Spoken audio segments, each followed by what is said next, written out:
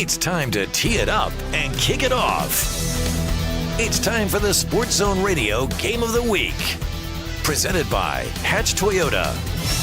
Sports Zone Radio brings you unmatched coverage of football from around the White Mountains and beyond. No one does it like Sports Zone Radio. And now you can live stream HD video of our broadcast coverage exclusively at sportszone123.com and on the Sports Zone Radio mobile app. All part of the Hatch Toyota Friday Night Football Show. The Sports Zone Radio Game of the Week is presented by Hatch Toyota. Chaz Hatch refuses to lose a deal over $1. Hard-hitting broadcast coverage of White Mountains football is up next.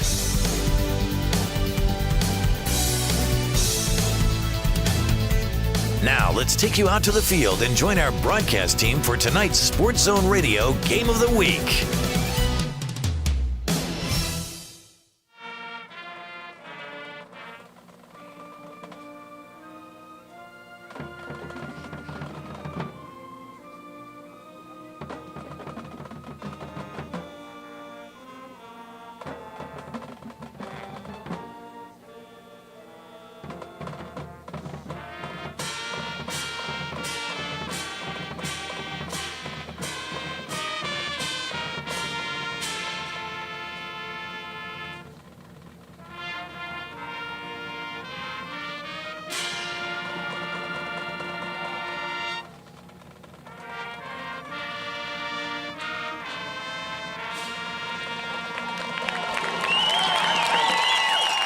Hey, the second time is the charm. Welcome in, everybody, to Sholo Ford Stadium.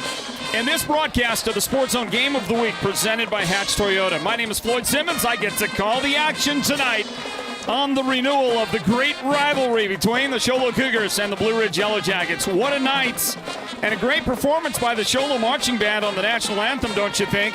The place is packed. You've got a great Sholo crowd assembled. They're packing them in on the far side, the visitor side as well. The Yellow Jackets are going to be well represented in this one as you take a look at some of those captains and others on that Sholo Cougar team. There's a shot of Nash Brewer answering the question of whether or not he is going to be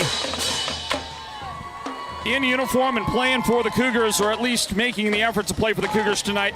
And the answer is simply no, he's not. He's not available, not ready. He hasn't recovered enough from the broken foot he suffered 5 weeks ago tonight. 5 weeks ago is when that happened.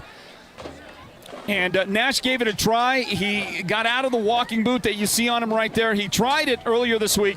It's just too soon. He's just unable to go, and in all likelihood will not even make an attempt at going next week either when the Cougars wrap up at Payson to finish the regular season.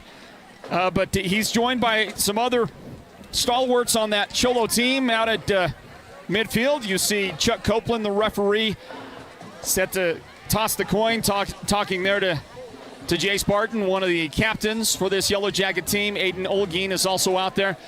And it looks like the Sholo Cougars have won the toss. They're going to defer, and they're going to put the opening of this game in their defense's hands. They're going to take on that Yellow Jacket offense to get this thing going on tonight's broadcast of the Sports Zone Game of the Week. It's brought to you by Hatch Toyota. Blue Ridge has chosen to receive and the Yellow Jackets are going to defend the north goal. Hey, welcome in, everybody. Great to have you with us. And this big matchup for the Sholo Cougars and their arch nemesis, the Blue Ridge Yellow Jackets. And listen, there's a lot on the line here. There's a lot at stake, especially for Sholo. The Cougars are ranked number 22. A victory tonight over the 7th-ranked Blue Ridge Yellow Jackets, we think here at the Sports Zone, we think it might be enough to get them into the playoff picture. If they don't crack the top 16 with a win tonight, when the new rankings come out on Tuesday, then I think you could expect that they would probably be at the number 17 or 18 spot in striking distance for a chance at the playoffs, depending on the outcome then of next week's final game of the season against the Payson Longhorns. For the Yellow Jackets, hey, they're playing for a lot themselves, already securely inside the playoff picture right now.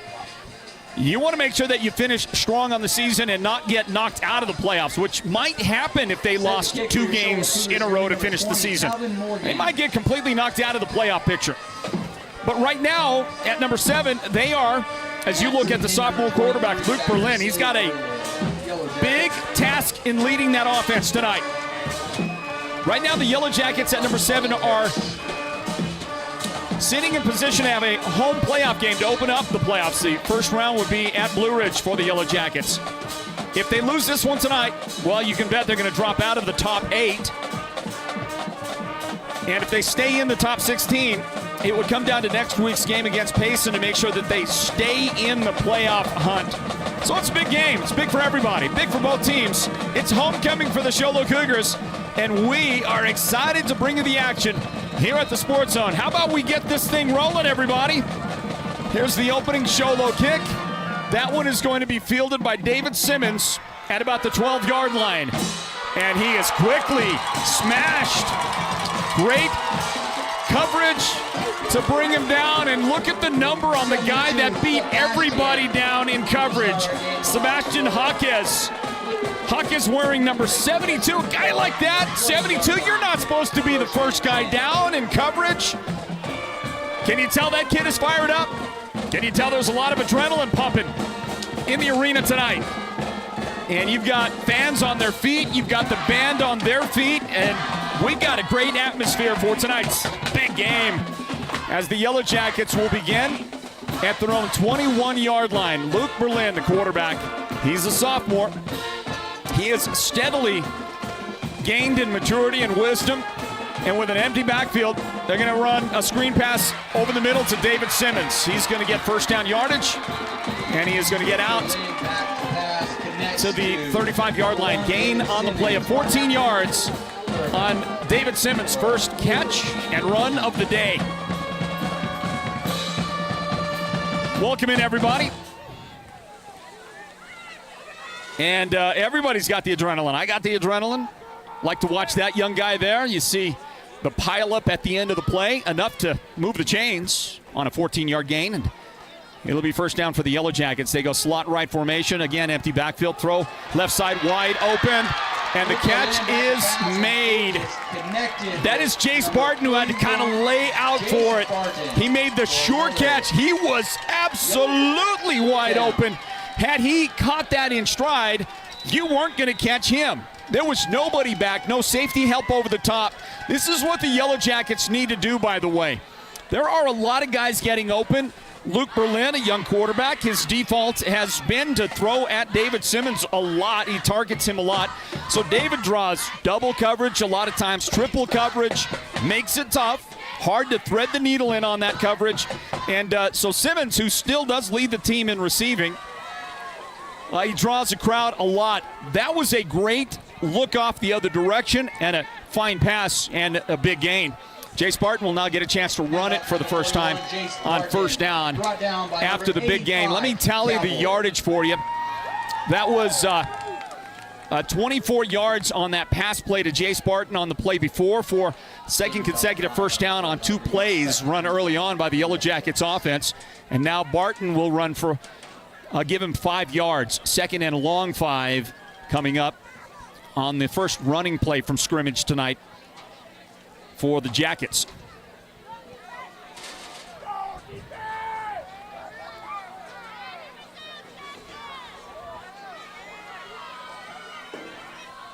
So on second down, they'll run again. The handoff and a pile up inside the 35-yard line. That'll be a gain of 3 yards on the play. It'll bring up third down and a couple to go. And I think that was Carlo Harris getting his first chance to carry the ball today. There's Carlo. Carlo missed the game last week. Harris plays fullback and linebacker for the Yellow Jackets. Just a sophomore and one of the better defenders in the 3A East. And we'll get a marker down. There was a pink flag thrown. They're going to pick up the pink flag because I think the Yellow Jackets were on the cusp of a delay of game before the delay could be called. As the flag was coming out, Coach Hathcock from the sideline called timeout for the Yellow Jackets. And they'll spare that 3rd down and 3. It's actually 3rd and 3. That last gain gets changed to a 2-yard gain for Jace Barton. We'll correct that, a 2-yard gain for Jace Barton on the previous carry. So, or Carlo Harris is the guy that carried it for a 2-yard gain. Pardon me on that. 3rd down and 3. 3 yards to go for the Jackets. Well, early on, the Yellow Jackets have shown that they can move the football. Can they continue to keep the ball moving? Toss it left side. Harris cut back. He's got a blocker in front. Carlo Harris slips a tackle, and he goes to the house. And the Yellow Jackets open up the scoring on a 33-yard run to daylight by Carlo Harris.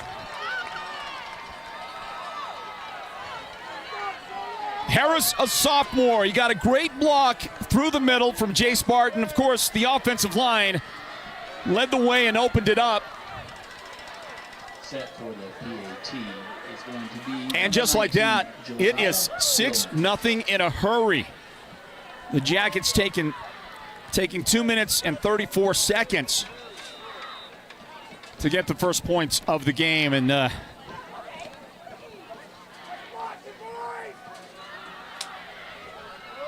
just a 5-play and 79-yard drive. Here's the point after try by Josiah Spillman. And the kick is good, everybody. As you look again on the replay at Carlo Harris, I gave Jace Barton credit for a block. It was more like a shield. Harris did a lot of the work himself after the offensive line gave him a little daylight, everybody. And the score here, a 7-0 Blue Ridge in front early. Stand by for more of the Sports Zone Game of the Week presented by Hatch Toyota. Don't settle for less on a gift when you can give way more for way less. The Hallmark Gold Crown store in Pine Top goes beyond having the perfect card. Exciting new lines were just released. Bourbon Barrel Foods out of Louisville, Kentucky features gourmet sauces, nuts, and seasonings. Jack Black's Men's Superior Skincare, be manly and clean. And for ladies, Pinkies Up, luxury teas, sugars, cups, and infusers.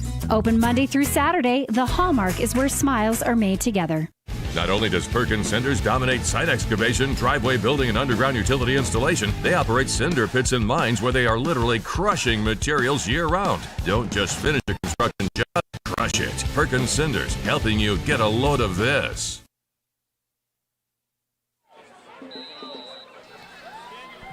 And we return you to the action, everybody. The Yellow Jackets will kick. This is a high kick that's brought down at the 25-yard line. There's room around the left side. Can they exploit it? And they shove out of bounds to end it, but great field position. Kyle Irvin plucked it out of the air and took it out to about the 43-yard line, maybe the 45 for the Show Low Cougars. And the Cougar offense gets their first opportunity of the night, led by the sophomore quarterback. Had to take over for the injured Nash Brewer, who went down 5 weeks ago. And it was 3 weeks back that we started to see Cash Perkins run this offense. And again, Cash, a sophomore, ball at the 45-yard line. Great spot for Sholo. They want to throw on first down, throw deep over the middle, and somebody got their wires crossed. I think Preston Power, I think Perkins expected Power to go deep. The receiver on the opposite side, that's Jake Decker, he went deep, but the ball was intended down the alley that Preston, who I think was lined up at tight end on the opposite side of Decker. He was supposed to be the target on that one. And look at Preston Power. I think he's got to be the go-to guy today for the Cougars. He lines up split left, and he's guarded by Samuel James. Handoff, room to run, great. Great opening for Jet Walker, and Jet making his return to the lineup after breaking his fibula earlier in the season, and he looked pretty strong on that first carry from scrimmage. A 6-yard gain for Jet, and that goes into Yellow Jacket territory, just shy of the Blue Ridge 49-yard line. Good to see Jet Walker back out there. He started the season one of the key members of this team on both offense and defense before going down with the broken leg. Perkins under pressure. Perkins is going to go down. He is wrapped up. And the forward progress is not going to be nearly where he ended up going down inside Sholo's own 30. He'll get spotted way up, only about 11 yards shy of the line of scrimmage. So an 11-yard loss on the quarterback sack, and the two guys right there, Jay Spartan is going to share that with Noah Chi. And the 11-yard loss will send it back to the Cougar 40-yard line, and fourth down, just like that. David Simmons is on to return possibly the punt, and I think that's Jet Walker is going to be the guy back to try to send it away. And the kick is away. Simmons gets off his helmet. He muffs the punt, and Sholo's got the return, the recovery. I'm not sure what happened. I think David was looking. I think he looked away from the football for just a split second. I mean, it hit him right in the face mask. The wrong place to hit you, right? And the recovery for the Cougars, they're going to be back on the field with the offense. Yeah, I'm not sure what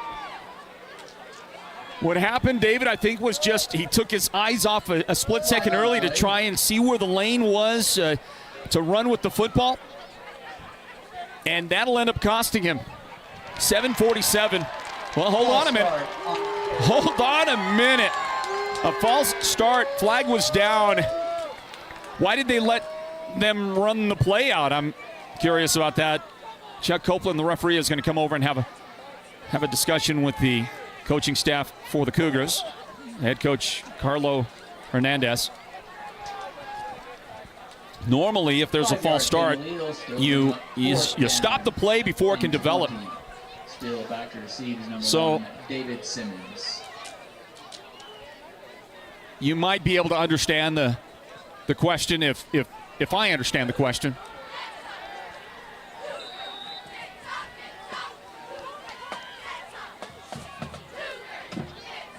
Try it again. Here's that punt. This one is going to bounce and into the hands of Simmons. He dodges one tackler and another, and then he gets hit again. The Cougars on special teams doing a good job to get down. Kyle Irvin is the guy that popped Simmons after he crossed the 35-yard line. He'll be down at the 36. The ball first and 10 about the 36-yard line. And like that, Blue Ridge returns to the field on offense at 7:31 on the clock here in the first quarter. I want to let you know you're listening to Mix 98 KRFM Sholo, the broadcast home of Sports on Radio across the White Mountains. Thanks for being with us, everybody.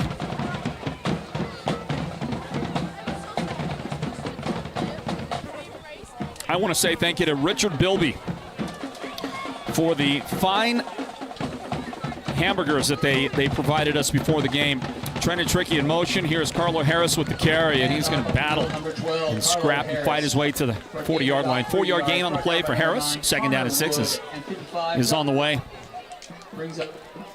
Thank you to Richard Bilby and company for the great burgers beforehand. They were raising money, and I just want to say this.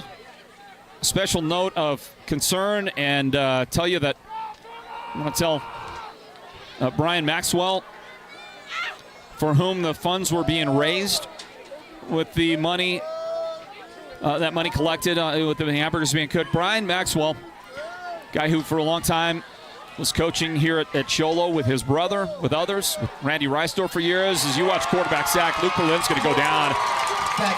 The pressure gets to him. And the first guy on the spot, Jacob Murray. Jacob Murray leads the way. The quarterback is sacked and lost 5 yards back to the, make it 6. 6-yard loss back to the Yellow Jacket 34-yard line. It'll be 3rd down and 12 for the Jackets. But Brian Maxwell, longtime coach, he was, of course, a great football player at Sholo way back in the day. And Brian is now taking on the challenge of his life with a health challenge. And Brian, I just want to say, I know that you're at home watching the broadcast. God bless you, and I hope that you make a full recovery. And I know you've got It's going to be a tough fight for you, and I know you're up to the challenge. So, Brian, we love you, and we'll be praying for you, Brian Maxwell. Incomplete pass. He is going to bring up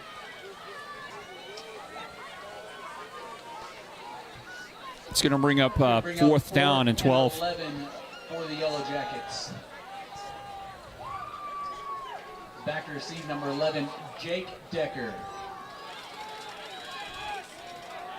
You may have heard that. Jake Decker is back to field the punt. That's going to bounce. That's going to go by Decker.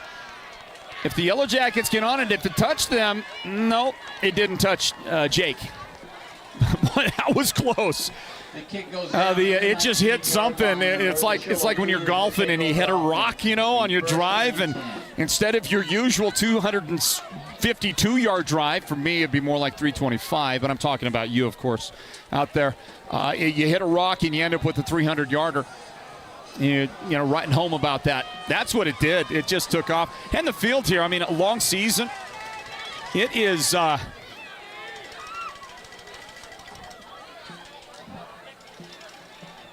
5:49 on the clock, Sholo takes over. And nowhere to run for Easton Pena. He's going to get very little out of it. He maybe got back to the line of scrimmage.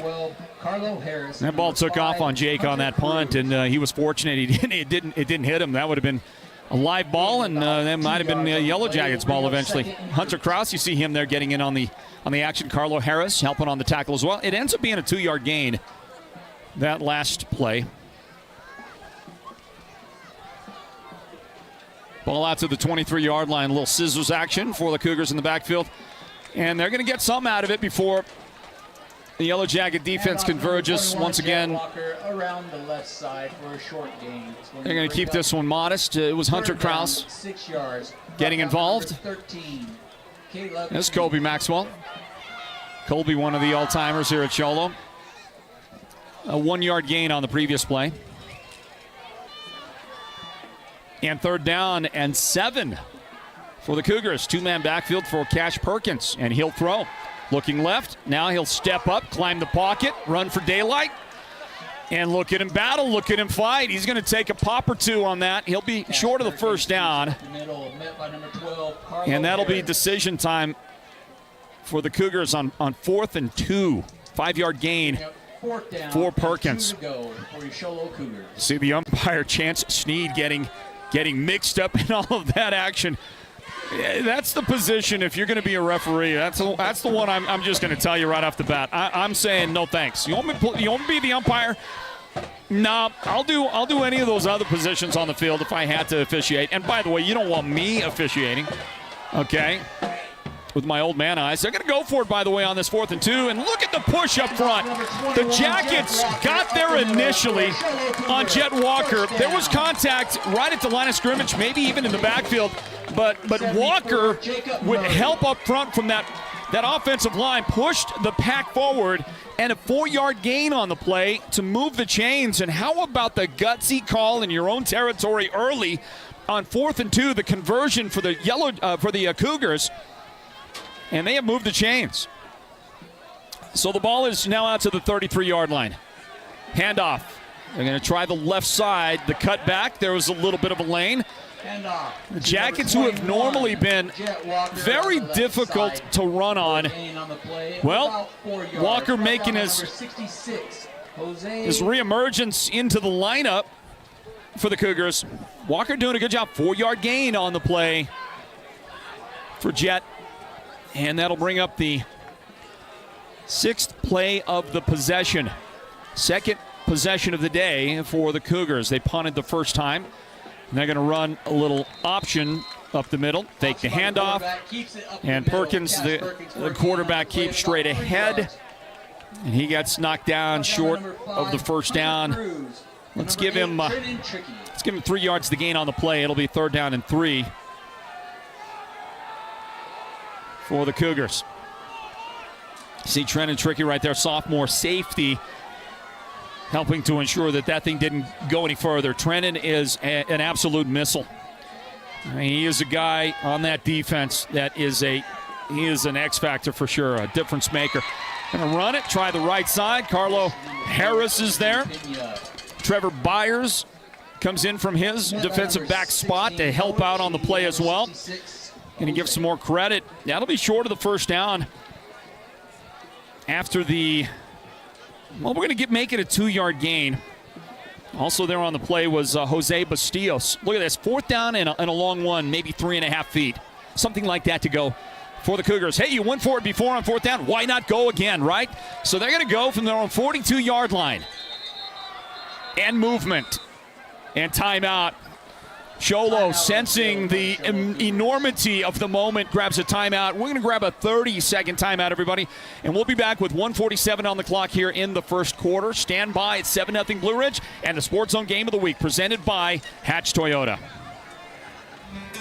Every home has a story to tell, and your furniture sets the stage. From classic to contemporary, farmhouse to European, the Furniture Gallery will match your taste with the perfect centerpiece or accent. Make each room in your home a place to gather, connect, and create lasting memories. The Furniture Gallery doesn't just sell furniture. They deliver comfort, quality, and unparalleled customer service. The Furniture Gallery, located in Snowflake, helps make a house a home, and they'll do whatever it takes to make you a customer for life. Big thank you to the Furniture Gallery in Snowflake for the invaluable sponsoring partnership of the Sports Zone Game of the Week. It's presented by Hatch Toyota. Look at this, 4th down and 2. This Cougar team who will split a man out here to the near side, and he'll draw man coverage from James. Samuel James is going to come out this way. So it is 4th down and about 4 feet, and the quarterback sneak, and I think he got it. He did get it. He did get it. Give him 2 yards on the play. That's Cash Perkins. And that's, I don't know, Sholo has become famous for that. They made it famous with Nash Brewer and all that he does, all that he is capable of. And now it's Cash Perkins, the sophomore, his opportunity to start running that world-famous Sholo quarterback sneak. But can you do it like Nash is the question. Can anybody do it quite like Nash could? Nash has likely seen the last of his football playing days at Sholo. He won't play tonight. He's in street clothes. Not expected then to play then next week against Payson. 1:06 remaining in regulation. Handoff left side. The Cougars, they're just going to keep on pounding the rock. And Jet Walker, 3 yards in a cloud of dust. And it's a bit of a cow pasture out here. After all the football played on this field this season, it is dry, and there's a lot of rocky, sandy, dirty patches out there where the grass has ceased to grow. 3-yard gain for Jet on that last play. 2nd down and 7 coming up for Sholo. And you know what? It's old school football right now. Again, 3 yards in a cloud of dust. And give it to Easton Pena. Pena hit in the backfield. Pena going nowhere. He's going nowhere on that effort. First guy on the scene defensively was Anthony Seitz. Anthony Seitz, the guy that got there first, and actually a loss of a yard on the play, -1 on that effort. 8 yards to go for your Sholo Cougars. For the running back, Easton Pena. Pena, the guy that has been the Swiss Army knife this season for the Cougars. You see the clock there on the screen. Time runs out. And the first quarter comes to an end. Here you go, everybody. Great game. And right now, 7-0 Blue Ridge on top in the grudge match, the big matchup, the big game tonight. And we'll be back to Sholo in just a moment, everybody. Our score, 7-0 Blue Ridge on top. The Sports Zone Game of the Week presented by Hatch Toyota. We live in a world of ongoing change, so why not appreciate the things in our lives that remain constant? For more than 2 decades, Joyce Furniture has provided a welcoming Shangri-La that carries the highest quality home furnishings with brands like Paul Roberts, Lazy Boy, Stearns & Foster, and of course, Tempur-Pedic. Discover Joy's timeless handcrafted pieces that have the essence of our beautiful White Mountains. Come in and find that dream piece that will become a presence in your home for years to come. Joyce Furniture. Keep the joy of the mountains in your home. We get it. The last thing you probably want is a trip to the hospital. But the first thing you should consider is where you'll receive the best healthcare experience. At White Mountain Regional Medical Center, located in Springerville, we strive to be the community's preferred healthcare provider. Need a home doctor visit, a wellness appointment, or to utilize the latest CT and MRI technology? Our professionally trained staff will care for you with empathy and purpose. White Mountain Regional Medical Center is your healthcare partner when choices matter. Hey everybody, welcome back in. It is third down and about 8 yards to go. Throw quickly, right side, hang it up there, looking for Preston Power, and that's going to be a bit of an overthrow. Preston and David Simmons a little tangled up on that side. Throw each other a little five there. Friends from a long time back, those two guys. And the incomplete pass will bring up fourth down and 8. The ball for Sholo at their own 45-yard line. Here comes the punt squad again for the Cougars. David Simmons back at the 21-yard line for the Yellow Jackets. We'll see if he gets an opportunity to return the football. And there's the kick, angled away toward the Yellow Jacket sideline. That's going to check up. And Jake Decker is going to down the Mason Looktel punt. And decent field position coming up for the Yellow Jackets. We start the second quarter, everybody. And Blue Ridge is going to have the ball with 11:47 on the clock. Mark them at their own 35-yard line to begin their third possession of the day. The first one ended in a 5-play, 79-yard scoring drive. Carlo Harris, the 33-yard touchdown run. And now an interception is thrown. Tried to set up the screen, throw the screen to the right side, and it is intercepted. The takeaway. And the Cougars, Chris York-Smith, just a sophomore in the right place at the right time. Pass intended for David Simmons. It was behind him. I can only assume it was behind him. And a touchdown saving tackle on the interception made by the Yellow Jackets. So the first turnover of the game. And great field position at the 30-yard line for Sholo, but that is going to be a bad snap. And before Trenton Trickey can get there, Cash Perkins is going to have to dive on it, make the recovery, and he'll lose a lot on that. Flag goes down. Is that going to be... See, the quarterback was recovering the ball on the ground. There goes Trickey. Oh, I think they're going to get him for unnecessary roughness. Personal foul, yeah. They're going to call that unnecessary roughness on Trickey. Trickey, he dove on the quarterback after the recovery. And you could make the argument that it was a level of physicality that at the moment was just simply, as the penalty would suggest, unnecessary. So after they mark off the penalty from the spot of the foul, and they had lost on the play 13 yards, so that was minus 13. Then you add the late hits, and it's going to be 1st and 8. 1st and 8, that doesn't make sense. Here comes the handoff to Pena, nowhere to go. Well, Easton is not a natural running back. He simply isn't. But very few people with the kind of effort he gives. Jace Barton will tackle him. They're going to try that left side. It gets plugged up in a hurry. Guys like Hunter Kraus right there. Jace Barton helps to get in on the scene and make the tackle. So a moment ago, you had the big 13-yard loss, then the 15-yard penalty, then a -1 on the carry by Pena. 2nd down and 9. 10.5 minutes remaining in the second quarter. The Mountain Mobile Auto Glass halftime report comes up at the break. And Pena is going to get another opportunity and immediately hit by Noah Chi. That'll be a 2-yard gain. 2-yard gain this time for Pena. And he'll take another ground level look at it here. Opposite side. And, a pretty good initial hole. There was a little cutback lane. But again, Pena, not the most natural of runners. He's been a lineman his whole life. And he didn't see that lane that he might have otherwise exploited. And we're going to get a whistle on 3rd down and 7. The officials will stop play for a moment to have a conference down on the field. Chuck Copeland and crew.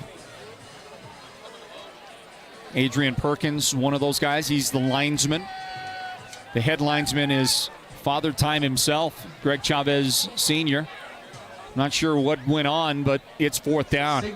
It's 4th down. The back judge is Scott Baker. The umpire is Chance Sneed. There's a lot of experience out on the field with this officiating crew. And a lot of Ben Gay, a lot of arthritis out there on the field right now with those officials. And it's 4th down and 7. It's going to actually end up being 4th down and 12 because now a false start is whistled on the Cougars. 9:47 remaining here in the second quarter. So 4th and a ways to go. They're going to go for it. 4-down territory for the Cougars. It might be 4-down territory all over the place. Nowhere to run for Cash Perkins. They tried to fake it, boot out. And, there was just nothing going on. The Yellow Jackets converging in on the scene. Carlo Harris was there. It was -7 on the play, by the way. 7-yard loss. Yellow Jackets will take over possession. Check who else who was able to get there for the Yellow Jackets. Anthony Seitz was on the scene. Jose Bustillos. And after losing 7 yards, Blue Ridge is back in business with the football with 9:31 on the clock. And they've got the ball resting at their own 39-yard line. The handoff up the middle, a cutback for Jace Martin. And he is going to get knocked down right at the line to gain. We'll see if they end up marking this as a 1st down. And they are going to say with that 10-yard gain, it was right at the sticks. You'll see the nice quick hitter and opening up front. Good blocking, cross blocking by the Yellow Jackets. And right there, Jake Decker saving a touchdown perhaps, because there was a lot of green in front of Jace Barton had he broken that last tackle. And now some confusion on the offense. And Coach Hathcock is not happy with the Yellow Jackets. And a 30-second timeout, everybody. Stand by. Back in a moment. It's 8:58 on the clock, second quarter. And a 7-0 Blue Ridge lead. The Sports Zone Game of the Week presented by Hatch Toyota. The 2024 Toyota Tundra has just entered the game, and it's ready to dominate the field. The 2024 Tundra brings serious muscle to the field with its impressive towing capabilities. And let's not forget about the cutting-edge technology that keeps you connected wherever you go. And guess what? We've got 50 of these bad boys, so don't sit on the sidelines waiting for yours. We're talking about driving away the 2024 Toyota Tundra starting at just $459 a month. It's at Hatch Toyota in the Northern Arizona Auto Mall. Your winning drive starts here.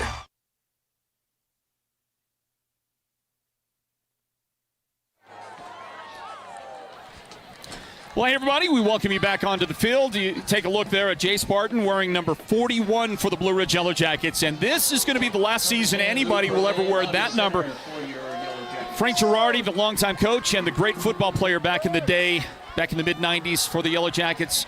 He passed away last year as you see a deflection, incomplete pass on the rollout by Luke Berlin. Preston Power getting the big hand on there to reject it.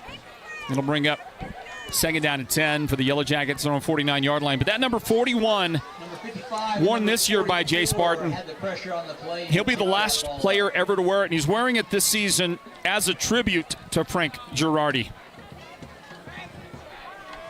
That'll bring up 2nd and 10. And with the incomplete pass, clock stops with 8:53 on the clock in the second quarter. It is 7-0. The lead right now And a 2nd down and 10 set up the screen. Pass caught on the near side.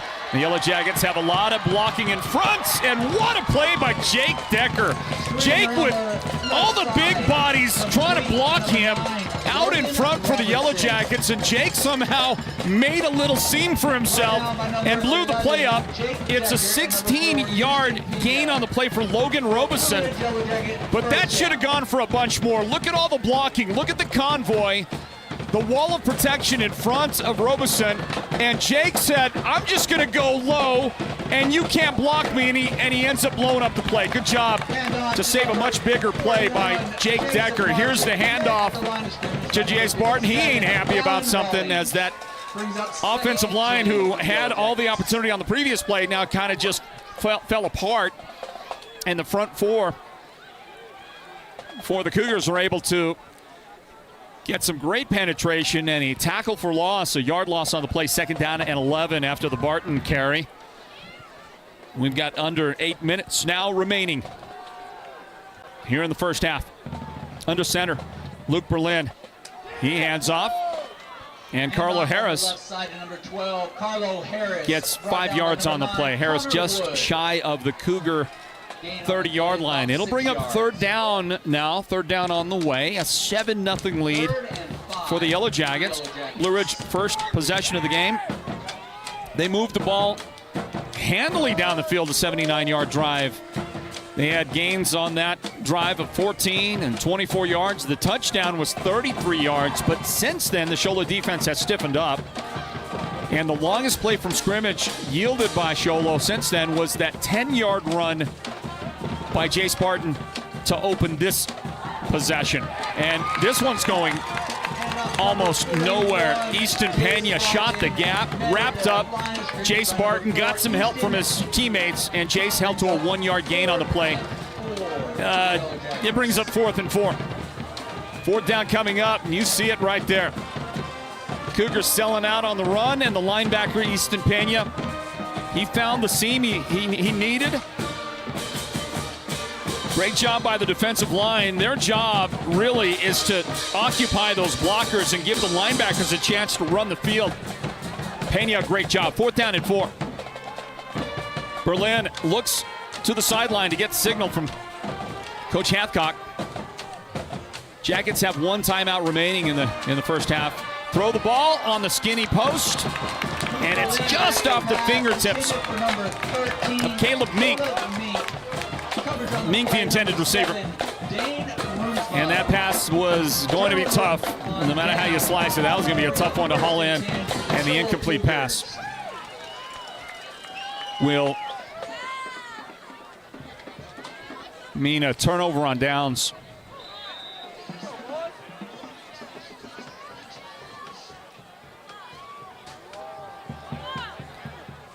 And it comes with 6:17 remaining in the first half.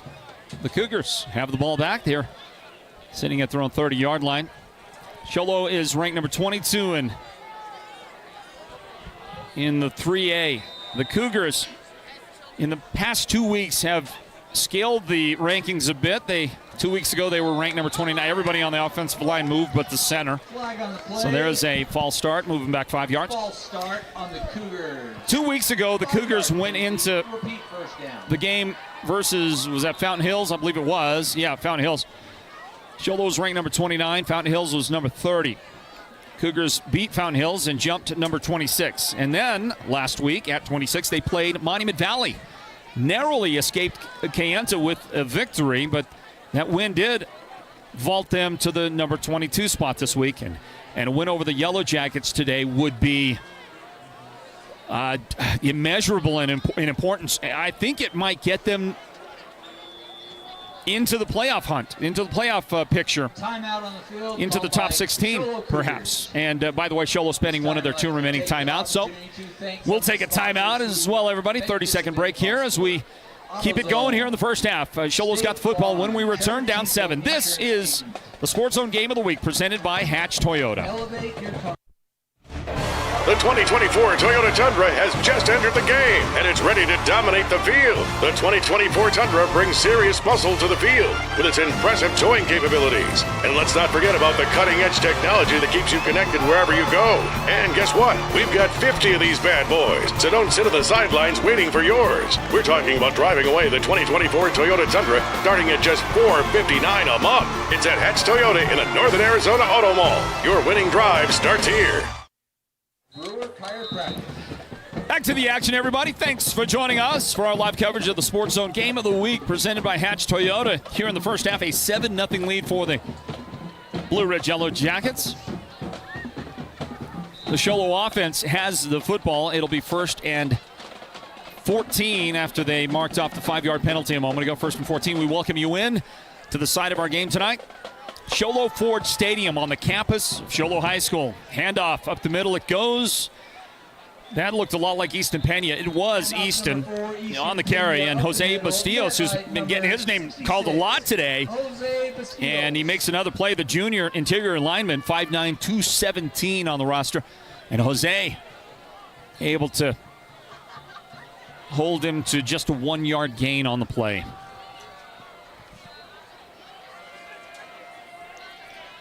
So now 2nd down for the Cougars, and they're going to give it on the inside reverse.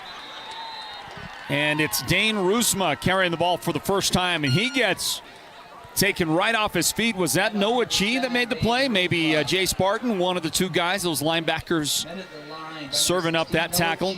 And a 3-yard loss on the play. Well, a little crossing action in the backfield, try to fool the defense. And it just didn't amount to it. Great tackle. And I think Jay Spartan was the first guy there on the scene. Throw the ball out of the backfield, incomplete on the left side after that Rusma run that lost 3 yards. Now it is an incomplete pass to Jet Walker from the backfield. Take another look at it on the replay, and on 4th and 15, you would assume in their own territory the Cougars are going to relinquish the football. And a little bit behind Jet. And there wasn't going to be a lot of running room for him either. Might have got back to the original line of scrimmage had he been able to haul in that pass. But there was a hit coming in a hurry. You saw it there delivered after the pass goes incomplete. Here comes the punt. That's a side spinner. And that's going to hit right at midfield. And the Cougars will down it at about the 46-yard line, where the Yellow Jackets, with 5 minutes remaining in the game, will bring the offense back out on the field. For Sholo, their first possession of the day was a 3-and-out. They punted. On their second possession, they strung together a series of very short gains that netted them 2 first downs on that possession before finally they had to punt the football. The third time they had it, they went all the wrong way the entire time. I think they ended up losing 19 net offensive yards on that third possession before they gave it up on downs. And then there was that last possession, a 3-and-out, with very little gained on that play, on that sequence. So with 5 minutes remaining in the half, the Yellow Jackets to throw. That pass caught by Caleb Mink, and he is going to take that forward into Sholo territory for a big gain. Let's check it out for you. That's going to go to the Sholo 29-yard line. Let me put it all together for you. That's a 24-yard offensive play. It might have even been more than that. I think it was 27. Let me recount that. 27 yards, handoff to Jay Spartan. He's not going to get quite as much here. A 27-yard pass play to Caleb Mink. Getting some other guys involved. Well done by Luke Berlin and the Yellow Jackets. And now a 3-yard gain on that first down, which initiated from the Cougar 29-yard line.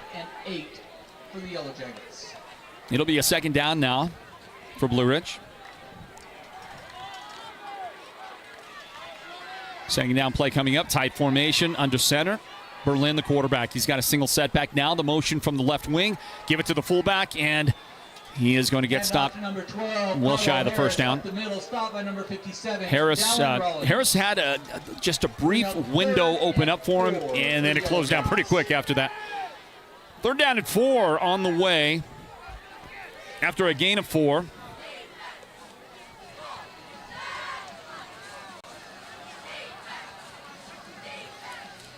Great job by our production crew, giving you those great looks, those great replays, and it's 3rd down and 4.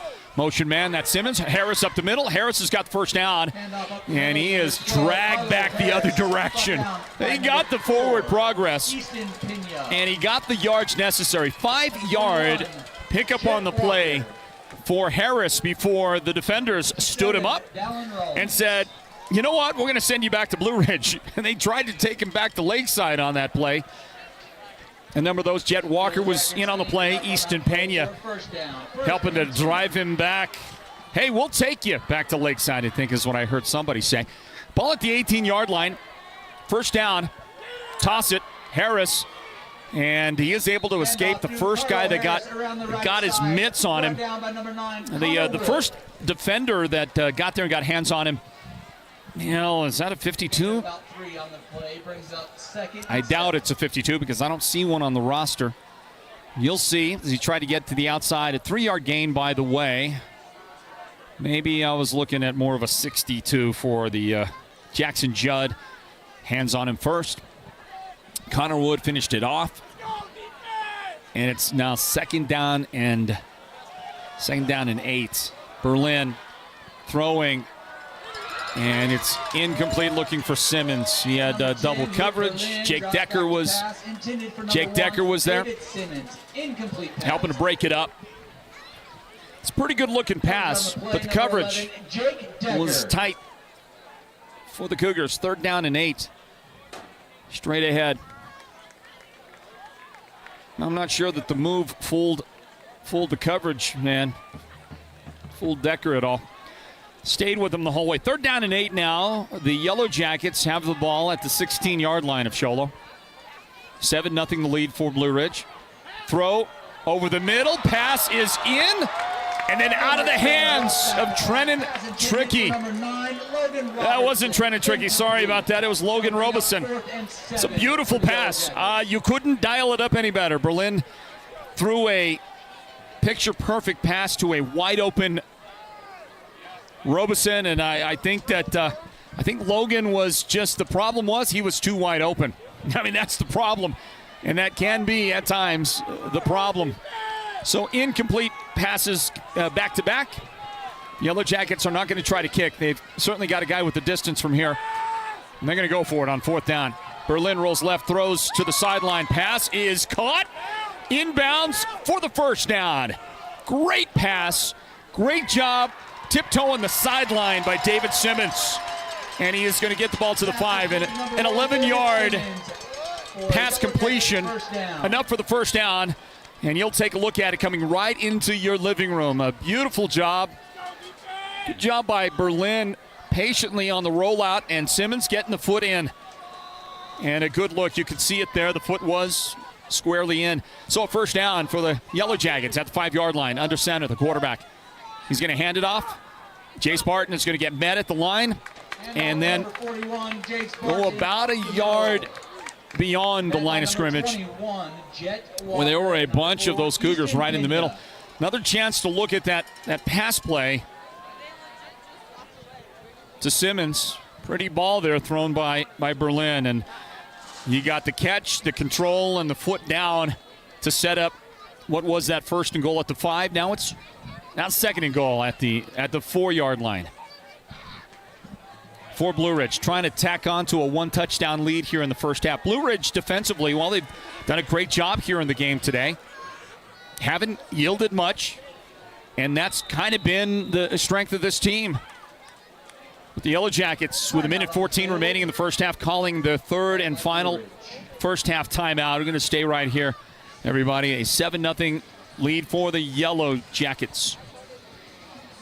That'll give me an opportunity to let you know that next week, Blue Ridge will be playing on the Sports Zone Game of the Week broadcast. And if the Yellow Jackets win tonight And if Round Valley wins at Fountain Hills, and that game is certainly one I think you expect Round Valley to get the win tonight. So if both teams prevail, they'll go into a matchup with each other at Palmoro Stadium next Friday. And it will be the 3A East Region Championship game. You get the trophy that comes along with that, whatever that trophy looks like. But you don't get an automatic spot in the playoffs just for winning your region. Not in 3A football. At the 2A level you do, and I believe you also still do at the 4A level. But sandwiched in between at the 3A level, the athletic directors in this conference decided not to give an automatic bid for you winning your region. And so you have to take care of it on the field in a lot of ways, and one of those ways for the Yellow Jackets would be get a win tonight and get a win next week. And I think the same would be said for Round Valley, who checked in tonight at number 17, taking on number 30 Fountain Hills right now. Second and goal, speed sweep, David Simmons. The cutback, Simmons is going to be denied. There just wasn't anywhere to run out there. And Jet Walker is the guy that put the stop on him. And in fact, did he maybe lose a yard on the play? There's just speed sweep, trying to create the wall out there. And just a poor job of blocking. I mean, Jace Barton, Carlo Harris missed a blocking day in practice this week. And nowhere to run on that particular play. So the ball on a loss of 1 back out to the 5-yard line. So now third down and goal from the 5. Empty backfield. Throw it up. Jump ball. Too long. Too far. Caleb Mink was the target. Dane Rusma in coverage. Incomplete to bring up fourth down. And the Yellow Jackets are out of timeouts. Blue Ridge got a pretty short field, a 54-yard field. He took over possession at their own 46-yard line after the punt from Sholo.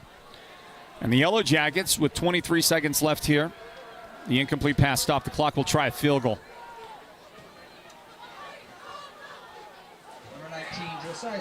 He ran 10 offensive plays, but stalled at the 5-yard line. And this will be a 22-yard field goal try. The kick is plenty long enough, and it's good. Spillman, who's been 20 seconds remaining. He's been a charm for the Yellow Jackets kicking the football. He is converted maybe on every field goal try that he has had this season. He's a member of the soccer team at Blue Ridge, and he certainly delivered on the goods here. 22-yard field goal try, high snap. Krause, a good job, Hunter Krause. Now, he's still got some decent elevation on that's for sure, and the kick would have been good from quite a bit further out. So Spillman tacks 3 on, and the Yellow Jackets lead 10-0 here in the first half, everybody. I see your comments. I see your your comments on the, at least on the YouTube feed. Thank you for those. You can jump in on there if you want. See somebody say, I've got a fever. I got a fever. And the only prescription is more camera 2. This is what he says. That's what one of the guys commenting. I got a fever. You get it, right? Need more cowbell? Need more camera 2? It makes sense. And that's no slight to camera 1, okay? All right, Sean? Big Sean Ulvestad on camera 1. No slight there. Here comes the Yellow Jacket kick. A line drive. That's going to bounce off one receiver. He's going to get there, scoop it back. It was that Kyle Irvin, I think. Trying to battle his way back out there. Gets across the 30-yard line. Number 30, Kyle Irvin. And that's where he gets knocked down. And a whole bunch of guys. And right there at the point of attack was Trevor Byers. Tackle made there for the Yellow Jackets. Sholo with the 11 seconds and 1 timeout have the ball at their own 31-yard line. And are they going to do anything besides take a knee right here? Maybe they're going to run a little, there's a shot of our broadcast location. And the lovely Sonia Simmons right there. The maybe run like the hook and ladder. something like that. We've seen that in recent weeks. They're going to run the ball. Toss sweep near side. Jet Walker. Jet, you can tell he's not 100%. You can tell he's got some issues with that broken leg that he's recovering from. 14-yard gain, though. Did a great job, and he got out of bounds to stop the clock with 4 seconds. So all of a sudden, hello. Sholo in these final seconds. Let's see if they can make some noise. They got the ball at their own 44-yard line here now. I see the offensive coordinator, guy calling the plays on the sideline, going nuts with the signal. Michael Boyce got it into his guys after that 14-yard gain. Give it to Jet the other way. He's got some positive yardage. And he'll be spilled as he crosses the 50-yard line. Gain on the play of 7 yards for Jet. And that'll be it for the first half, everybody. Well, a great game unfolding here. Just 10-0. The much more highly ranked Blue Ridge Yellow Jackets take a lead into halftime. Sholo is battling, fighting for their playoff lives. And, they're playing some pretty solid football defensively, that's for sure. And on the way, the Mountain Mobile Auto Glass halftime report, everybody. Don't go anywhere. It's halftime, meaning a very, very long halftime break. They'll do their royalty presentation is coming up. And we got about, I'm going to say 18 minutes before the start of the second half. Might be a good time to go catch a break, everybody, and we'll return to Sholo Ford Stadium for the halftime activities here in just a little bit. 10-0 Blue Ridge in front of Sholo. Sports Zone Game of the Week presented by Hatch Toyota. Back in just a bit.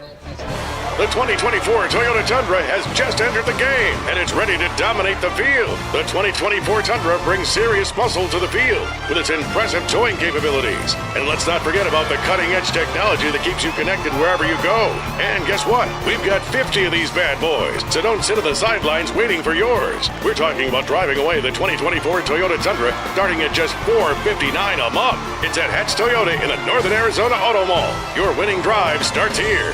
When exactness is ordered, Hatch Concrete will deliver. We provide ready-mix concrete for any size job, from the do-it-yourself project to the professional construction project, delivering a variety of aggregate to suit your concrete or construction needs from granite to cinders. Hatch Concrete is not just another ready-mix concrete company. We provide quality surface, quality concrete, concrete pumping, and Fox blocks where quality is not just a name, but a tradition. At Hatch Concrete, this mud's for you.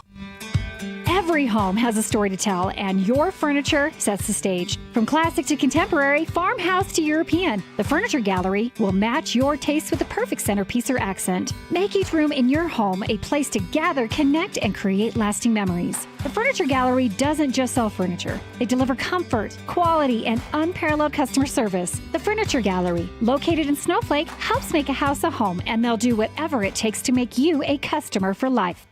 Whoa! Did you see Cellular One's affordable connectivity plan now comes with a 100 gigabyte hotspot? We can stream for days. Yes, that's right. The Cellular One ACP plan now includes 100 gigabytes of LTE data. Use it as a hotspot every month in addition to unlimited data on your smartphone. Tribal land residents on government assistance programs can access the free ACP plan, including those enrolled in WIC, SNAP, Lifeline, Pell Grants, and Medicaid. Get your free ACP plan at any Cellular One store today. ACP is a government benefit program and customers must qualify. Some restrictions apply. Limited time only, non-transferable. Limited to one line per household. When words are just not enough, to celebrating an everlasting love, or brightening your home with a splash of color, the Bloomhouse Floral Design Shop in Pine Top is your floral design partner. Beautiful spring blooms are ready for grab and go. Want to deliver flowers often but don't want the hassle of trying to remember? Bouquet subscriptions are now available. The Bloomhouse, open Monday through Friday from 9 to 5 and Saturday from 10 until 4, is dedicated to bringing the beauty of nature to all. We get it. The last thing you probably want is a trip to the hospital. But the first thing you should consider is where you'll receive the best healthcare experience. At White Mountain Regional Medical Center, located in Springerville, we strive to be the community's preferred healthcare provider. Need a home doctor visit, a wellness appointment, or to utilize the latest CT and MRI technology? Our professionally trained staff will care for you with empathy and purpose. White Mountain Regional Medical Center is your healthcare partner when choices matter. Win 2 premium tickets to see the king of entertainment, Mr. Garth Brooks, up close and personal at Caesars Palace in Las Vegas. An $8,000 value. Thank you, White Mountains, for all your votes. Naming Mountain Mobile Auto Glass and Tint the best auto glass company in the White Mountains. And right now, when you choose us for your insured windshield replacement, you get to pick from 2 delicious steak dinners at Cattleman's Steakhouse and 2 movie tickets, or full-service car washes at the KK Express Wash, or a $100 gift certificate for window tint. And right now, your name goes in the hat to be drawn for 2 premium tickets to see Garth Brooks live at Caesars Palace in Las Vegas, including a room at Caesars Palace and spending money. Call Mountain Mobile Auto Glass and Tint today. 536-5972. Mountain Mobile Auto Glass. Cash back. Woohoo! Welcome to the Mountain Mobile Halftime. A complete first half breakdown of tonight's Sports Zone Radio Game of the Week broadcast. This is the Mountain Mobile Halftime. And show this stuff on your cameras, okay? Hey everybody, welcome back in. It's halftime at Sholo High School. The Cougars hosting the Blue Ridge Yellow Jackets. Listen, they decided to have a homecoming late in the season, so it's homecoming tonight. Final home game of the season for Sholo, so it means it's senior night as well. And you know what? They invited Blue Ridge. They invited Blue Ridge to homecoming, so they got all kinds of stuff, lots of drama and undertide underpinning this entire thing. Royalty being announced out there. I just saw Preston Power get announced.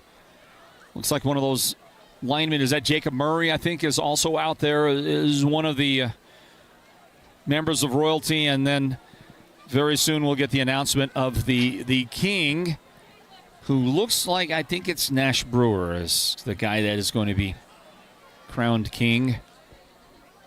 Another young man out there in a letter jacket that maybe he's the first attendant or whatever they call it. But one way or the other, I think they're having just a small issue figuring things out up in the broadcast booth. Public address announcers booth. I didn't really catch the names. There's a little bit of yelling and screaming going on. I think the public address announcer is just as excited as everybody else in the arena. I couldn't hear it. The homecoming king and queen. I think he said, well, Nash Brewer for sure, because I see Nash in his walking boot going out as the homecoming king. And I think he said Grace Moore. Grace Moore is the homecoming queen here at Sholo High School. A couple of great young people right there, and congratulations to Nash. Unable to play in his final game as a senior. And what a shame, what a pity that is, but there he is. Hey, welcome back in, everybody, to Sholo Ford Stadium. This is the home of the Sholo Cougars. And the Sports Zone is the official broadcast partner of Sholo Cougar Football, and so we welcome you into this broadcast of Cougar football tonight, the homecoming night for the Sholo Cougars, down at halftime right now, 10-0. As you take a look at replay action from the first half, our broadcast team, a couple of plays there by David Simmons, the catch, the initial kick return, and they are coming at him. It is going to be, it's the relentless, the pressure they're putting on him. You see another of those highlights, a long opening drive pass and catch by Jay Spartan right there. And those plays led eventually to a 33-yard touchdown run by Carlo Harris. You'll see him in just a moment, I'm quite sure, as we run those plays sequentially back for you. The highlights from the first half.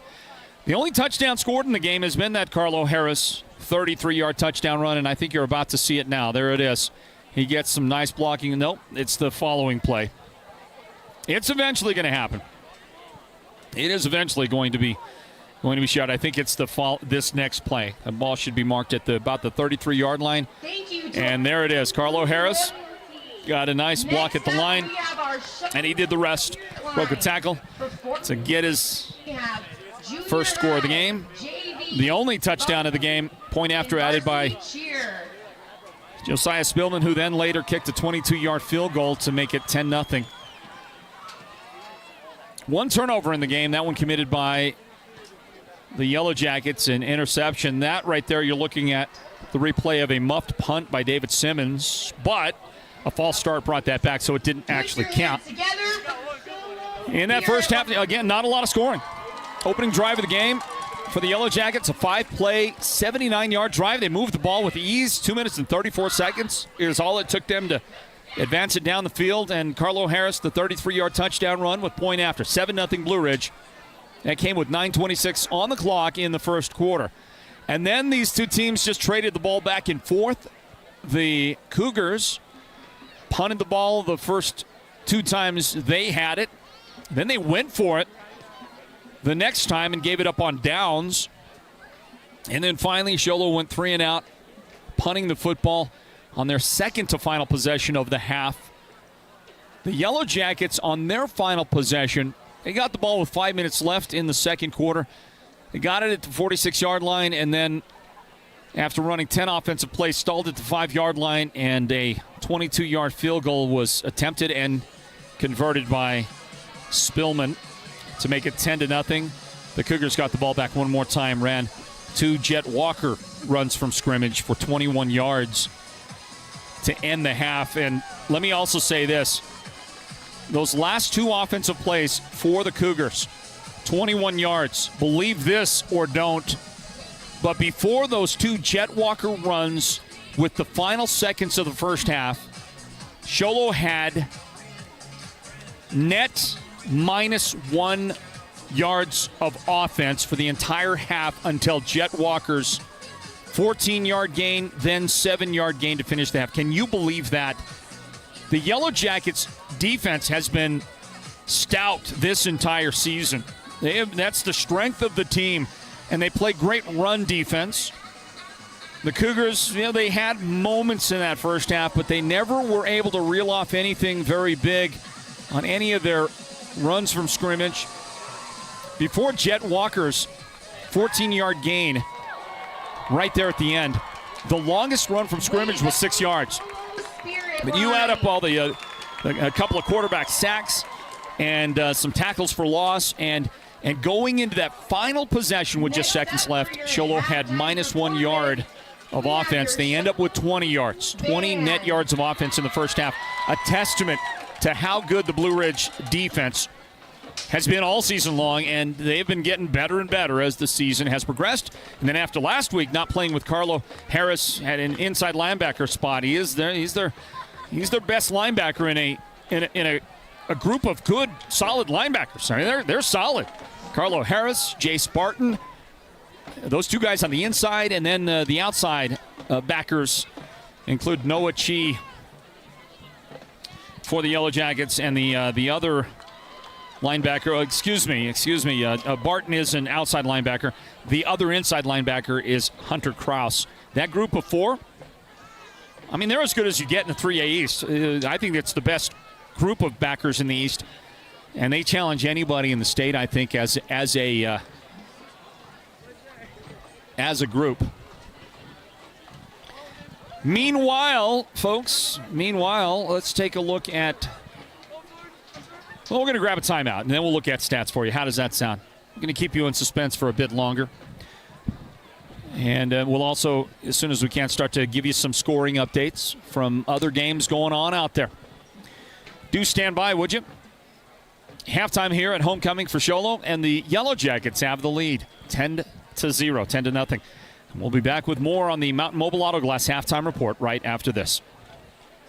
2 premium tickets to see the king of entertainment, Mr. Garth Brooks, up close and personal at Caesars Palace in Las Vegas. An $8,000 value. Thank you, White Mountains, for all your votes. Naming Mountain Mobile Auto Glass and Tint the best auto glass company in the White Mountains. And right now, when you choose us for your insured windshield replacement, you get to pick from 2 delicious steak dinners at Cattleman's Steakhouse and 2 movie tickets, or full-service car washes at the KK Express Wash or a $100 gift certificate for window tint. And right now, your name goes in the hat to be drawn for 2 premium tickets to see Garth Brooks live at Caesars Palace in Las Vegas, including a room at Caesars Palace and spending money. Call Mountain Mobile Auto Glass and Tint today. 536-5972. Mountain Mobile Auto Glass. Cash back. Woohoo! The team at Beeman Well Drilling is like a great football team. They work hard, they work as a team, and they play to win. Their reputation is second to none, and they proudly call the White Mountains their home, even though they complete projects throughout the entire southwestern United States and beyond. No project is too big or too small for Beeman Well Drilling, so when the time comes for you to punch a hole in the ground, remember the White Mountains' top well drilling team, Beeman Well Drilling. Call anytime, 928-205-76. Go deep with Beeman Well Drilling.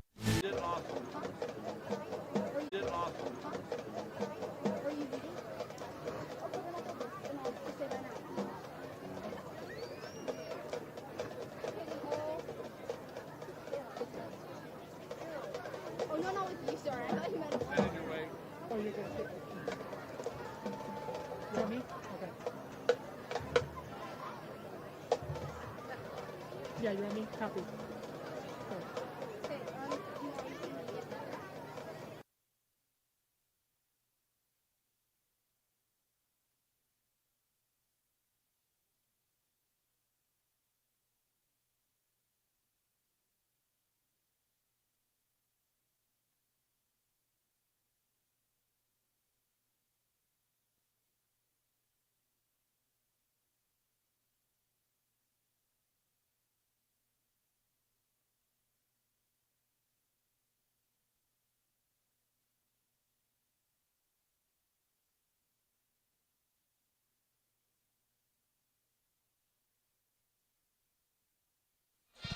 Hey, football fans, we are back. Our apologies, technical difficulties. Hopefully we have solved all of that. Let's see here. We've got a scoring update, although it may not be the most recent. The Snowflake Lobos struggling at Eastmark. The last score I have in the first half, 21-0 Eastmark in front of Snowflake. Does that sound right? 21-3. They've gone into halftime. Snowflake got a field goal. So 21-3, the halftime score. The Yellow Jackets here winning this game, but Snowflake in their game at Eastmark, they are down. They are down in their bid to knock off the number 10 team in 4A. Eastmark number 10, Snowflake number 13 going into the action tonight. So we're back at it here from Sholo Ford Stadium. The Sports Zone Game of the Week presented by Hatch Toyota. Welcome everybody. Floyd Simmons here breaking it down for you at halftime. And I got some breaking news. You ready for this? I got some breaking news, football fans. You may see a football player come out for the second half for the Show Low Cougars that wearing jersey number 2. The guy I'm speaking of is Nash Brewer. Nash Brewer might get the uniform on, get the pads on. Nash might be back in play for the Show Low Cougars in the second half. He was not in his walking boot, I don't think, when he went out to get his crown. He was crowned homecoming king here. His team down 10-0. His final home game ever for the Cougars. Even if they make the playoffs, they are not getting a home game. So this will be it for those seniors like Nash and Preston Power and Easton Pena and Jake Decker, who's had a great first half, by the way. It's their last chance ever to play at home. And they've got a huge crowd here, a great game, a great homecoming atmosphere. And it looks like Nash is where he wants to play. And that's kind of what I thought before the game. It was my opinion. Nash would want to play and try to play. Would Coach let him play? Would his dad let him play? And I believe that medically he's been cleared. And obviously he would be if he's going to get out there and play in the football game today. He would have to have been medically cleared. So we'll see. We'll see if we get to see Nash Brewer for the Cougars in the second half, everybody. 10-0 here at halftime. Blue Ridge in front of Sholo. The Cougars homecoming, and the game is within reach. And that's why a guy like Nash, coming back from that broken foot he suffered 5 weeks ago, would even consider getting out there on the field for his team. We'll see if he goes. I was really, to be honest with you, surprised to see Jet Walker playing today, and he has played the entire first half. Jets played pretty well. You can see he's hobbled, though. You can see he's not 100%, but he's out there. And maybe, just maybe, the Show Low Cougars have a little magic left in them, and maybe they get Nash Brewer for the second half. The Blue Ridge Yellow Jackets, statistically in the first half with the lead. Let's look at their numbers first then. And time of possession was fairly even. 12 minutes, 19 seconds time of possession for Blue Ridge. That means that Sholo had it for 11 minutes and 41 seconds. So, I mean, within a minute of each other. It's inconsequential, to be honest with you. But here's where the Yellow Jackets have the big advantage. Blue Ridge has 159 yards of offense and 8 first downs. Sholo has 20 yards of total offense in the first half. They need some Nash Brewer. That's what they need. The Yellow Jackets with the decided yardage advantage. Blue Ridge has run 27 offensive plays, averaging 5.9 yards per gain on offense. They have run the ball for 67 yards and thrown for 92 in the first half. Let's see what else you're looking at. Sacked once. The quarterback's been sacked one time and also thrown one interception. The Yellow Jackets have only been penalized one time in the first half. One penalty, 15 yards. They have not fumbled.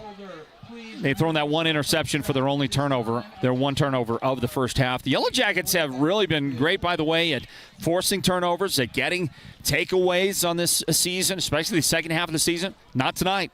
Sholo doing a pretty good job at protecting the football. Luke Berlin, the quarterback, is 5 of 12. That's 42% pass completions for 92 yards. And he has thrown the one interception. His 5 passes have been caught by, David Simmons has 2 catches for 25 yards. The leading receiver is Caleb Mink, one catch for 27 yards. Chase Barton has caught 1 pass for 24 yards. Logan Robeson caught 1 pass for 16 yards and kind of kicking himself on that field goal possession at the end of the first half for the Yellow Jackets. He dropped a perfectly thrown touchdown pass right in his hands. You know that Logan is smarting from that one, but he did catch 1 pass for 16 in that first half. Jace Barton he's not the leading ball carrier. That's Carlo Harris tonight. Carlo, 7 carries for 56 yards and the game's only touchdown. Jace Barton has carried it 6 times for 18 yards. That's just an average of 3 yards per carry. Great job by the Sholo defense on the Yellow Jackets' top rusher for the season, Jace Barton. Luke Berlin, 1 rush for -6 yards. David Simmons has carried the ball 1 time for -1 yard, and that is what the Yellow Jackets' first half numbers look like.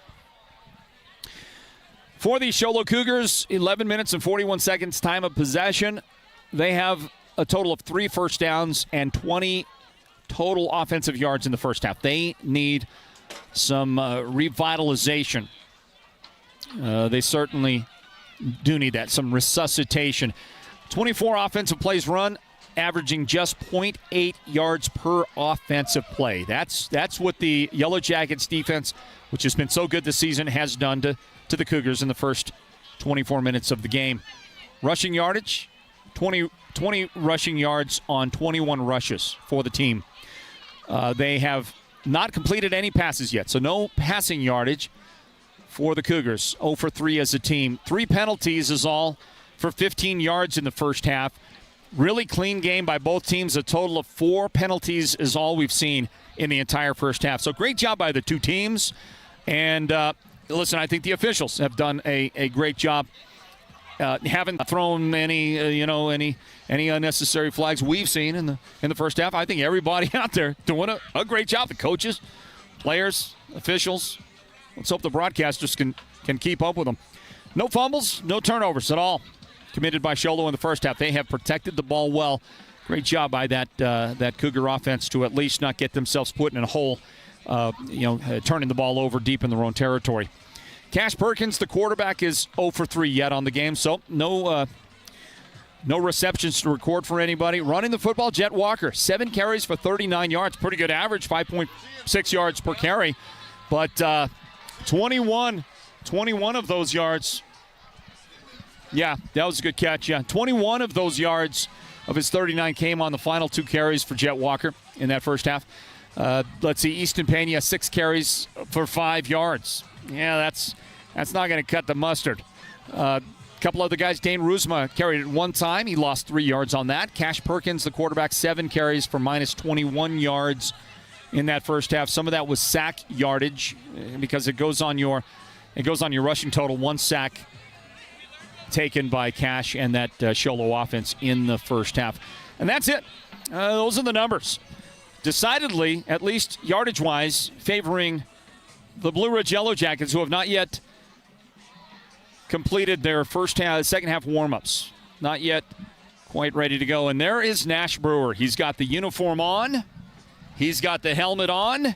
And you can bet he's got a lot of adrenaline coursing through his veins. And I guess Nash is going to go, everybody. He's going to play the second half, and we'll see. We've seen heroic efforts by young men, football players across the White Mountains over the years. Cameron Jarman comes to mind back in 2004 for the Blue Ridge Yellow Jackets. Did not play the first half of the state championship game for Blue Ridge against Coolidge. The Bears had a 2-score halftime lead and felt like they were on their way to a championship. They were pretty confident and, dare I say, cocky going into halftime in 2004. Cameron Jarman playing with a testicle injury the size of grapefruits, came out and played the second half for the Yellow Jackets and led Blue Ridge back to a comeback state championship win over Coolidge in 2004. You had that great late game performance coming off of injury with a bad leg by Jace Green for Snowflake a couple of years back. Jace came out his senior season. He played a lot of that year hurt. He missed most of the game against the Show Low Cougars, who were challenging Snowflake in that game, and frankly speaking, looked like they might win that game. Jace came off the bench injured and inspired his team, rallied his team, basically took them, hoisted them on his shoulders, and Jace led them to he finally got separation for the team, rallied the troops, and they ended up beating Sholo in that critical game for the Snowflake Lobos. And can Nash Brewer do the same thing tonight? Can he do the same thing tonight for the Show Low Cougars? It looks like he is going to come out and play quarterback or something for Sholo as we get the second half underway and conclude the Mountain Mobile Auto Glass and Tin halftime report. There's going to be a short return for the Cougars off a short kick, as it were anyway, and the ball will be marked somewhere in the around the 31-32 yard line for Sholo as we welcome you back in, everybody, to the Sports Zone Game of the Week presented by Hatch Toyota. 10-0 Blue Ridge in front of Sholo. The second half gets underway with a lot of drama to add to things. So I don't see Nash on the field just yet. He is warming up on the sideline, throwing passes. Cash Perkins, the sophomore quarterback, stays in motion. Easton Pena out of the backfield. This is going to be a backwards pass, and it's caught, and it goes to Jet Walker. It's a running play, and Walker ends up losing a bunch of yardage. Great downhill play defensively by the Yellow Jackets, who just do a lot of the same thing they did. They just such a good run-stop defense, and there is a great read by Noah Chi and a solo tackle in open field for a 6-yard loss to start the second half, everybody. Welcome in to the Sports Zone Game of the Week. It's presented by Hatch Toyota and a full roster of outstanding sponsoring partners here at the Sports Zone. Give up the middle. Nice little quick hitter. And that's Easton Pena with his best run from scrimmage today. Easton is going to get 5 yards on the play. 7 carries for 10 yards for Easton. Well, he's not normally a running back. He's played as a freshman, sophomore, junior, and started the season on the offensive line. The guy wears jersey number 50 normally. He is now, as a running back, converted to jersey number 4. They'll give it to him again, and I don't know that he really got back to the line of scrimmage. They'll mark him right there. No gain on the play. When that entire interior Yellow Jacket defense seemed to get there. Hunter Krause, you see him there in the middle of the screen.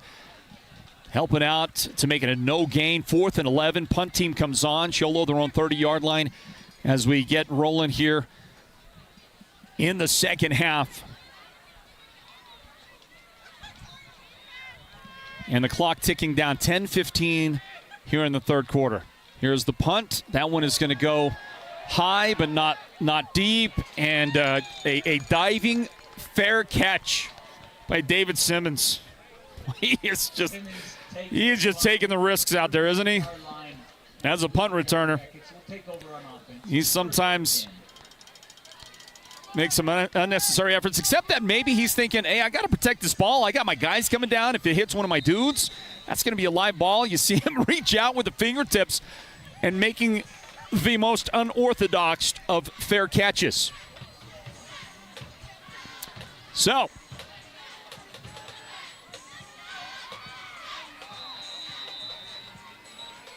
after the Cougars again failed to get any offense going on that possession to start the half, remember 20 yards of total offense in the first half, 21 of those yards came for the Cougars on their final 2 plays of the half with just seconds remaining. Hey, there's a guy, Steve Harrah, that used to do a lot of coaching in the program here with the Show Low Cougars. He's out there on the field. Maybe Steve's, I don't know, maybe he's back in the coaching ranks.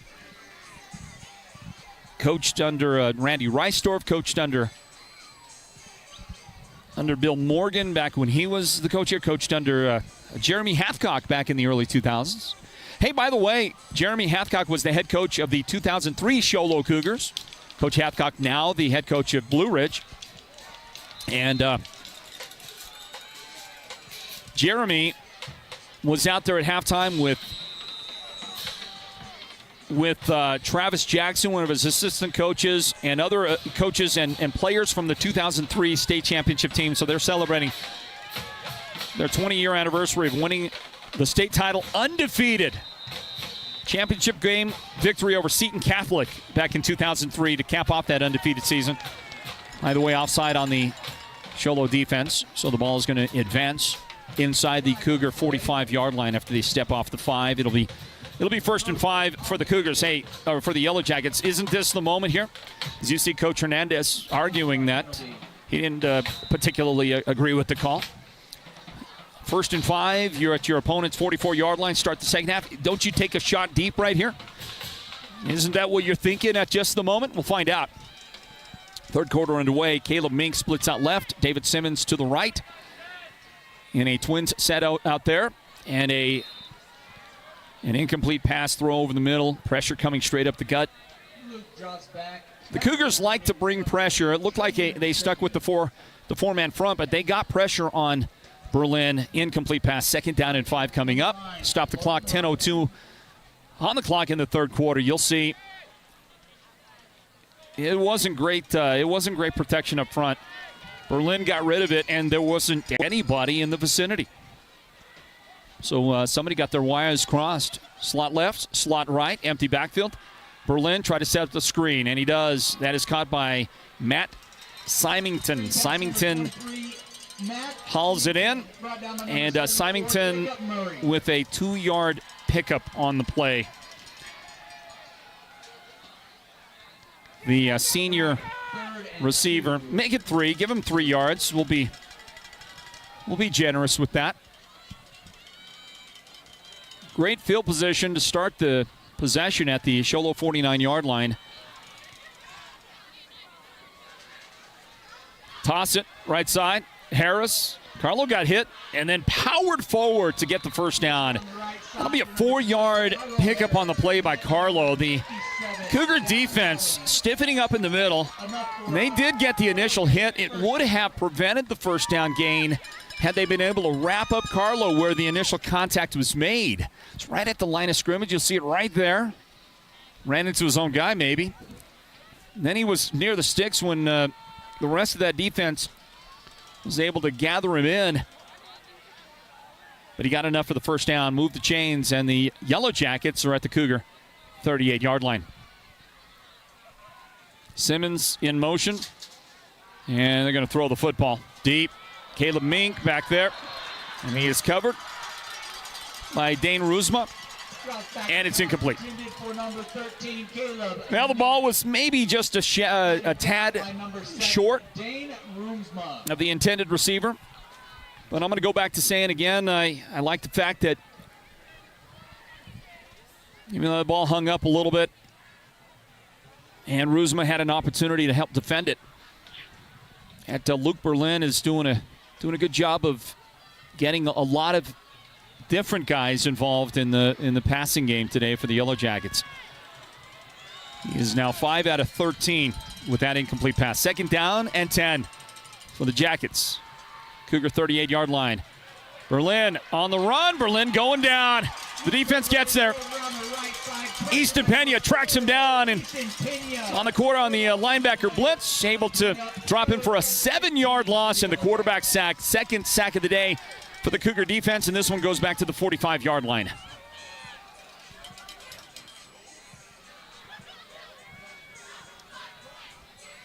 Well, Easton showing you those wheels as he's able to get to the quarterback and make this a 3rd down and 17. Caleb Mink, who has been targeted multiple times today, splits left. The slot on that side is David Simmons, and here comes Samuel James in motion to that side of the field. They're going to throw the opposite way on a screen. Pass is caught. Broken initial tackle. Got a little bit of that yardage back. It'll bring up 4th and very long. Logan Robeson is the guy who was... They threw the opposite side of the 3-man receiving tandem. Can you say 3 guys in a tandem, or is that just 2? Either way, just a 2-yard gain on that last play. 4th and 15 for the Yellow Jackets. Give Sholo a lot of credit.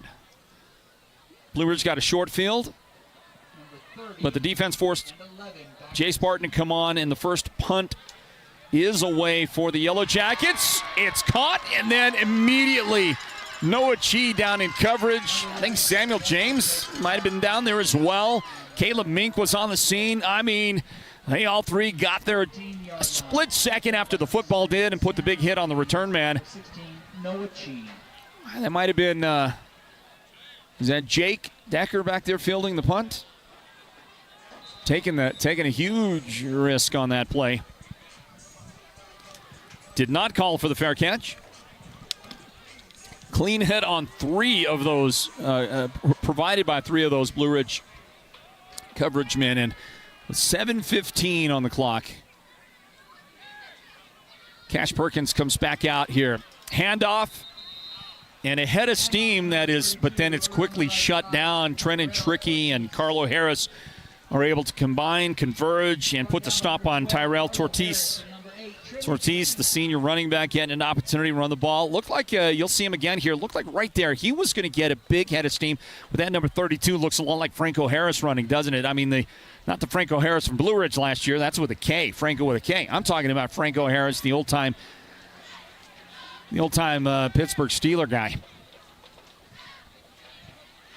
So it was a gain of 3 for Tortis. And here comes the rollout. Pass caught. Hunter Kraus shuts it down defensively for the Yellow Jackets. See who caught it out of the backfield. Jet Walker on the receiving end. And Jet was hit right there at the line of scrimmage. I think it's going to go as a no gain. Paul is at the 17-yard line. So, yeah, I call that a 0 gain on the pass play. So the first official reception, pass completion and or reception for anybody today for Sholo, and it's a 0 gain. Perkins is swarmed under by the Yellow Jackets. They couldn't get him to the ground. Tough guy back there, but look at all those guys on the scene. Just about everybody on that defensive line getting involved. Anthony Seitz was there. Jose Bastillos again. Aiden Olguin. And a 3-yard loss on the quarterback sack. I don't really know who to give the sack to. I mean, it's everybody is there. Maybe Seitz? I'm not sure. 4th down and 13 to go. Simmons stands at the Cougars' 43-yard line. Here comes the punt. And that is a line drive. Simmons muffs it. Second time he's muffed one today. The first one didn't count. He's going to get on top of this one.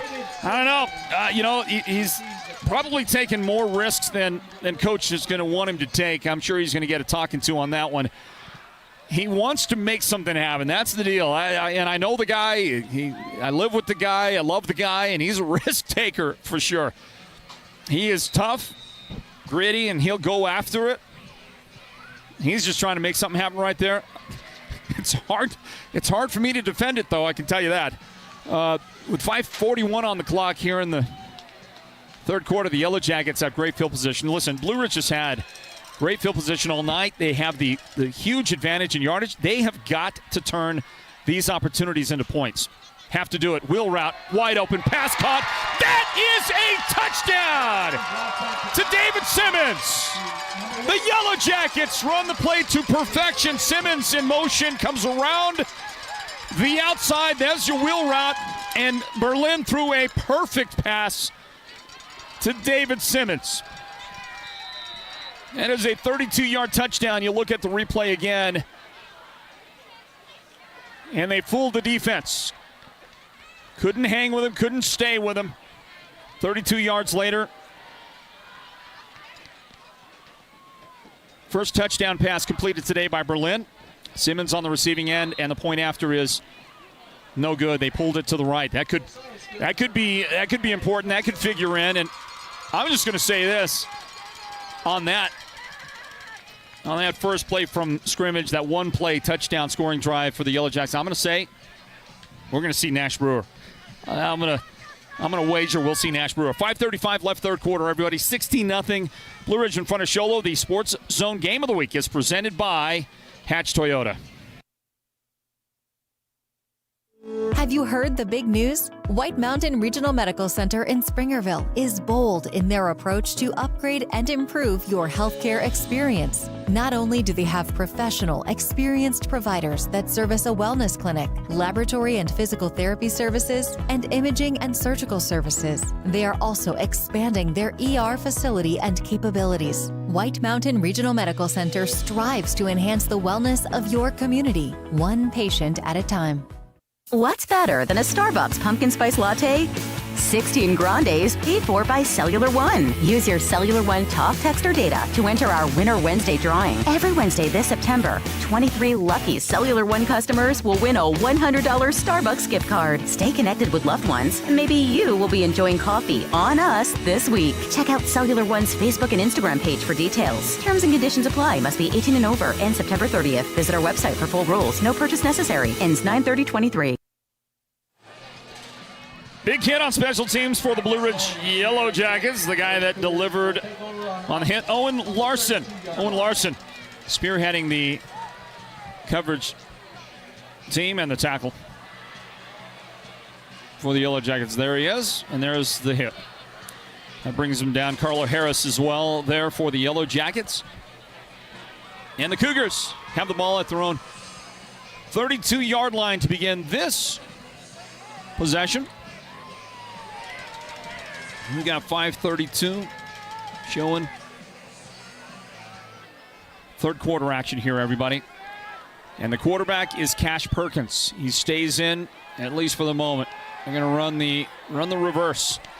The Yellow Jackets are just all over it. Trenton Tricky from his safety spotting that thing, coming straight up the middle on Jet Walker, and 2 yards lost on the play. So an ominous start to the second half for the Cougar offense. You'll see Jay Spartan playing downhill, forcing the run inside, and tracking it down from behind was Trenton Tricky to make it a 2-yard loss. So at halftime, Sholo had 20 yards of total offense. That number is now 17. 17 yards of offense in the game. But I'll tell you, it's moments like this when all of a sudden, the defense sells out for the run, and here comes somebody, gets behind the defense, and then you get the big play, and a broken tackle right there, and here is a big play. The cutback for Jet Walker, and he's going to go deep into Yellow Jacket territory. You can see the wounded warrior out there. We do have a marker down in the backfield. It's going to be a hold. It's all coming back. And you hate to see it. And the Sholo fans not only hate to see it, but they're going to voice their disapproval. Great job right here, Cash Perkins keeping it alive. And then Jet Walker on the cutback doing all the rest. What did Jet get out of it? Let me check and see. It's not going to stand. He had 38 yards on that. And I called him the Wounded Warrior because look at him out there hobbling. He's not 100%. He's still trying to recover from that broken leg. And he just doesn't have to give you what he would normally have when he's healthy, when he's healed. Hate to see that thing erased because that was so fun to watch a guy. You pull for him. You want him to have success. Instead, they mark off the penalty from the spot of the foul in the backfield, and it's second down and 22 for the Cougars. Motion, Kyle Irvin. I think they're going to call. Well, somebody moved. I don't know if it was Kyle Irvin himself before he went motion. He stomped that foot, that right foot, and then turned and went in motion. Another 5-yard mark off. Back-to-back penalties on the Cougars. They only suffered 3 penalties in the entire first half for a total of 15 yards, and now that's 20 yards. No, make it 15. 15 more yards in penalties right there on 2 calls back-to-back on Sholo. Throw it out near side. That is picked off.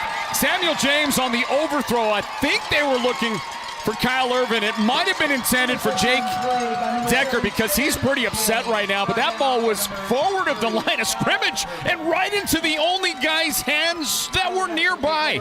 Samuel James just standing there, and the ball was thrown right at him. You'll see him step forward a little bit right here. It's just right at Sam, and the first turnover committed by Sholo today, and it's a costly turnover because it sets Blue Ridge up with 3:55 on the clock in the third period. It sets Blue Ridge up at the Sholo 13-yard line. The Yellow Jackets just have not been that successful in turning these opportunities into points. We'll see if they do. Simmons in motion, handoff up the middle. That goes to Jay Spartan, and he finds it tough to get to the 11-yard line. Just Burma Road there in the middle. All kind of harassment from the defense. 2-yard gain on the play for Jay Spartan. Well, Kyle Irvin has come off the field, and I'm not sure why. I don't know if that's because of the defense that they're in, but I am surprised to see Irvin leave the field. I think he's as physical as anybody they've got on the Sholo defense, but for whatever reason, for the moment, he's off the field. Symington in motion. And here comes pressure on the quarterback. And he releases. Pass caught. David Simmons. And that's a touchdown. 11 yards on the pass play to Simmons, coming all the way across the field. Berlin with the defender bearing down on him from behind. Stayed with the play. Kept reading, kept looking, and Simmons came open. Berlin finds him. You'll see it right here on a great look from our crew. Derek Simmons manning that camera. Touchdown. David Simmons, and the second time today that David has gotten into the end zone. An 11-yard touchdown. Spillman is on with 3:10 remaining third quarter. Trying to make it a 23-0 advantage for the Yellow Jackets. The kick is up. Plenty on the kick, and he indeed does make it 23-0 for the 7th-ranked Blue Ridge Yellow Jackets. More Cougars football coming up in a moment, everybody. Stand by. We'll be back in the third quarter after this. More Sports Zone Game of the Week broadcast presented by Hatch Toyota.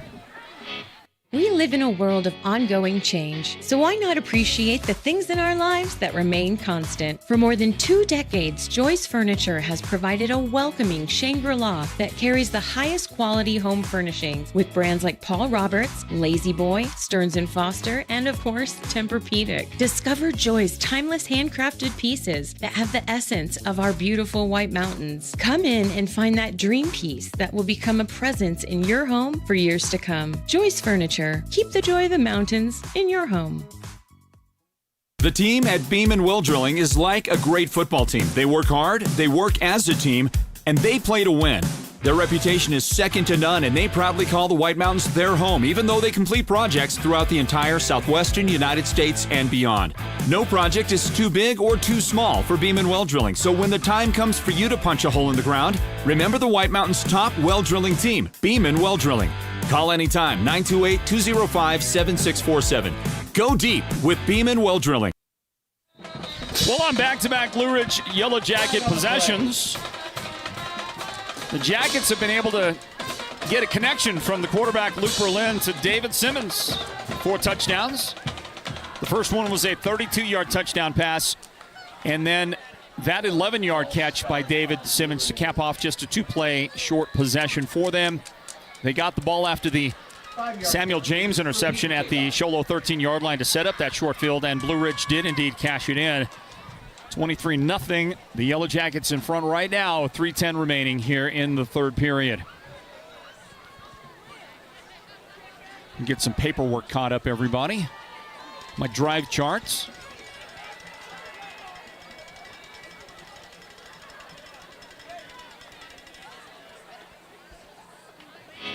We live in a world of ongoing change, so why not appreciate the things in our life? Sorry about that. My bad, guys. Our technical director heard lots of silence coming out of me, and he's not used to that. What, Floyd Simmons not talking? Floyd Simmons with an opportunity and a microphone in front of him. He's not saying anything. What's going on? Here's the return. Easton Pena trying to get ahead of steam. Easton runs into a wall, and then he's able to spin forward for a little bit more on that. The team at Beam & Well Drilling is like a great football team. They work hard, they work as a team, and they play to win. Their reputation is second to none, and they proudly call the White Mountains their home, even though they complete projects throughout the entire southwestern United States and beyond. No project is too big or too small for Beam & Well Drilling, so when the time comes for you to punch a hole in the ground, remember the White Mountains' top well drilling team, Beam & Well Drilling. Call anytime, 928-205-7647. Go deep with Beam & Well Drilling. Aiden Olguin and company. I believe you got also Noah Chi right there at the point of attack for the Yellow Jacket defense. Olguin, the senior, 6'1", 246. They list him. And 2 yards the wrong direction on that play. Now 2:37 remaining here in the third period. The Sholo possession started at their own 31-yard line. Minus 2 yards later. Second down and 11, and they are shy of the 30.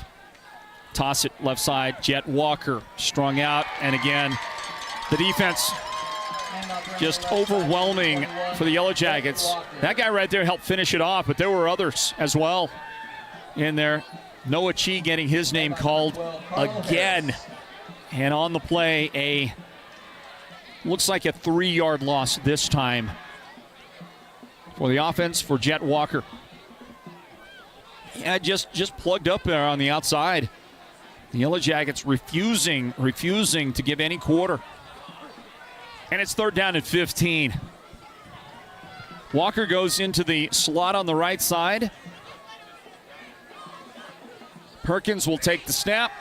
And he'll also get some pressure. And he's going to go down. That's going to count as a quarterback sack.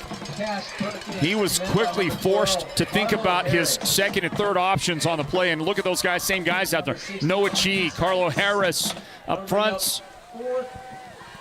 Might have been Aiden Olguin again there. Anthony Seitz. And call that another, that's this time a loss of 2 yards. -2. Quarterback sack.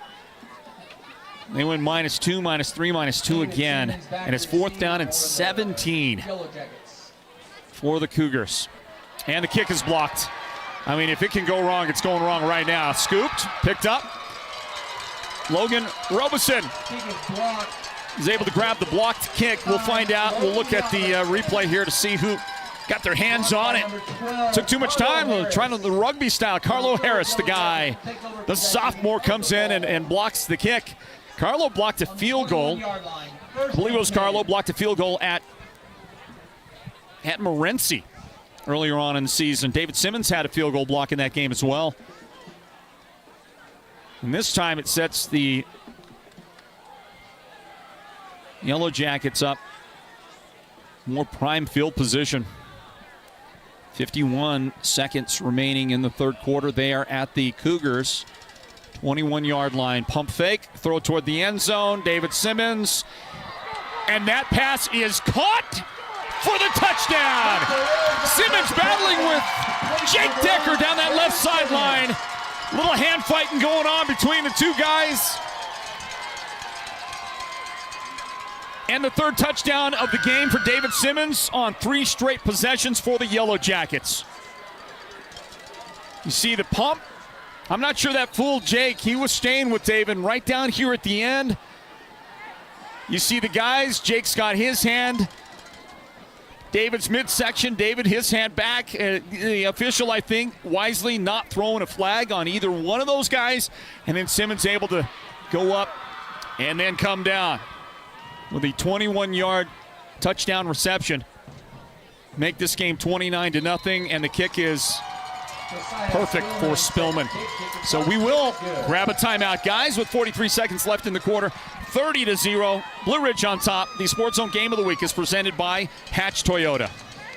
Have you heard the big news? White Mountain Regional Medical Center in Springerville is bold in their approach to upgrade and improve your healthcare experience. Not only do they have professional, experienced providers that service a wellness clinic, laboratory and physical therapy services, and imaging and surgical services, they are also expanding their ER facility and capabilities. White Mountain Regional Medical Center strives to enhance the wellness of your community, one patient at a time. What's better than a Starbucks pumpkin spice latte? 16 grandes paid for by Cellular One. Use your Cellular One talk, text, or data to enter our Winner Wednesday drawing. Every Wednesday this September, 23 lucky Cellular One customers will win a $100 Starbucks gift card. Stay connected with loved ones, and maybe you will be enjoying coffee on us this week. Check out Cellular One's Facebook and Instagram page for details. Terms and conditions apply. Must be 18 and over and September 30th. Visit our website for full rules. No purchase necessary. Ends 9/30/23. Jake Decker. Well, it might be turning into a rout. Everybody, the score here 30-0. Blue Ridge in front of Sholo on the Cougars homecoming 2023. 43 seconds remaining in the third quarter. And it's also turned into the Luke Berlin to David Simmons show. Luke has thrown 3 beautiful passes for touchdowns to David in the last 3 possessions for the Yellow Jackets. There was that wheel route for a 32-yard touchdown pass, and I mean, it was thrown right on the numbers, right on the spot to that young man there, David Simmons. Hope he doesn't get in trouble for that helmet like that. I'm not sure that's part of the script for the Yellow Jackets. But hey, listen, he's having a game. Then David caught the 11-yard touchdown pass as we watch Jake Decker take it down the right sideline. He's going to go out of bounds with a great return. And one of the highlights of this game for sure for the Cougars. What a return by Jake. So David Simmons is my son, and Jake is my son's son, his stepson. So couple of our family members making some highlights in this big one here tonight. Jake, you see him field it there. Where's that? About the, I believe he was at the 10-yard line or the 5-yard line. He was one guy, the safety who was back. Was that Spillman who was back? No, Spillman's giving chase. Yeah, it is. Josiah, the guy, pushes him out right there. And a spark for the Cougars as they take over the football on the great return by Jake. About a 56-yard return for Jake. The ball at the 39-yard line of the Yellow Jackets. 32 seconds remaining in the quarter. And up the middle it goes. Well, that is the best starting field position for a Sholo drive in the game. They've had the ball at their own 45. The next time they got it at the 20, well, actually after they got an interception, by the way, 6-yard gain just now, 6-yard pickup to bring up 2nd down and 4 for Sholo. They're going to hand it off again. And the big fella gets hit by another big fella, Aiden Olguin. Nope. That wasn't Aiden. Let's give credit where credit is due. Noah Crow, big body in the middle. Able to put the hit on Tyrell Tortis, the runner. And I do believe that's a no gain on the play. Hit him right at the line of scrimmage. Make it a 0 gain and call this the final play of the third quarter. 12 minutes left for the Yellow Jackets to celebrate their third victory of the season if they can hold on. Third victory in the 3A East region and potentially set up a region championship game next Friday night at Paul Morrow Stadium, Blue Ridge High School. The fourth quarter is on the way. Stand by, everybody. The Sports Zone Game of the Week presented by Hatch Toyota. Stand by. The 2024 Toyota Tundra has just entered the game, and it's ready to dominate the field. The 2024 Tundra brings serious muscle to the field with its impressive towing capabilities. And let's not forget about the cutting-edge technology that keeps you connected wherever you go. And guess what? We've got 50 of these bad boys, so don't sit on the sidelines waiting for yours. We're talking about driving away the 2024 Toyota Tundra starting at just $459 a month. It's at Hatch Toyota in the Northern Arizona Auto Mall. Your winning drive starts here. Don't settle for less on a gift when you can give way more for way less. The Hallmark Gold Crown store in Pine Top goes beyond having the perfect card. Exciting new lines were just released. Bourbon Barrel Foods out of Louisville, Kentucky features gourmet sauces, nuts, and seasonings. Jack Black's Men's Superior Skincare, be manly and clean. And for ladies, Pinkies Up, luxury teas, sugars, cups, and infusers. Open Monday through Saturday, the Hallmark is where smiles are made together. Big opportunity for the Show Low Cougars as we start the fourth quarter. 3rd down and 4. They've got the ball at the Yellow Jackets' 33-yard line. And they're going to get the defense to jump, I believe. That'll be an infraction, encroachment on the defense. They were able to draw the penalty. The Yellow Jackets, 4 penalties, 30 yards now after that one was registered. 3 of those have come in the second half. So move the chains. The score for tonight's game was 6-5. Move the chains, and the ball is now at the 28-yard line of the Yellow Jackets. Is that Nash Brewer? It is. Brewer is out there. Brewer is under pressure. Brewer is going to run and escape that pressure and get some positive yardage and get out of bounds. And how about Nash Brewer making his debut, the team down 30? Hey, listen, what do you got to lose? That may be it. He comes off the field. That may be the only play that Nash runs. He gets a chance to play on senior night, homecoming night of his senior year, his last time ever. Although it's not going to count because I think that was a hold on the offense, and it brings it back. The ball comes out to the 38-yard line.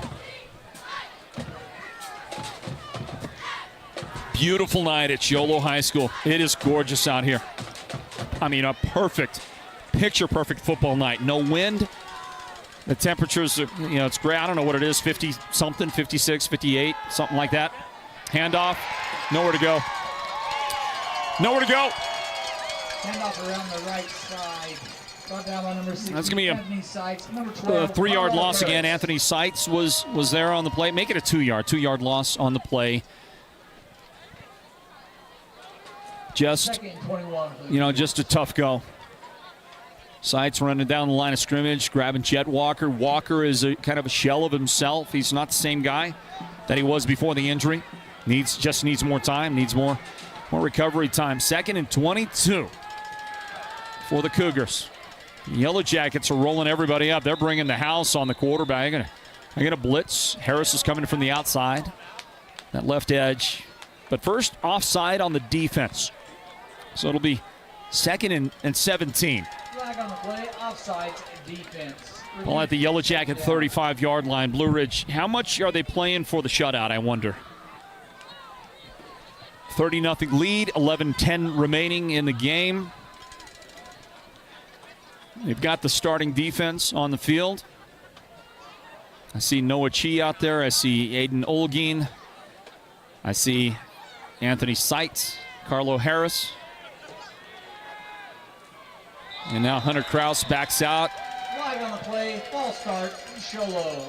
And now repeat, 2nd down. Sholo's going to return the favor on a false start and back up. And the offensive linemen are talking to each other saying, hey, man, Well, listen, offensive linemen are the smartest guys on the field usually. Very analytical. Very intelligent. And they have those kind of amongst each other, those real good conversations. Talk it over, settle the matter, move ahead. Second down at 22, back to the 40-yard line here. Here come the Yellow Jackets. Pressure on the quarterback up the middle. Grab the jersey, and then another quarterback sack. This time it's Carlo Harris that registers the sack. 2 yards lost on the play.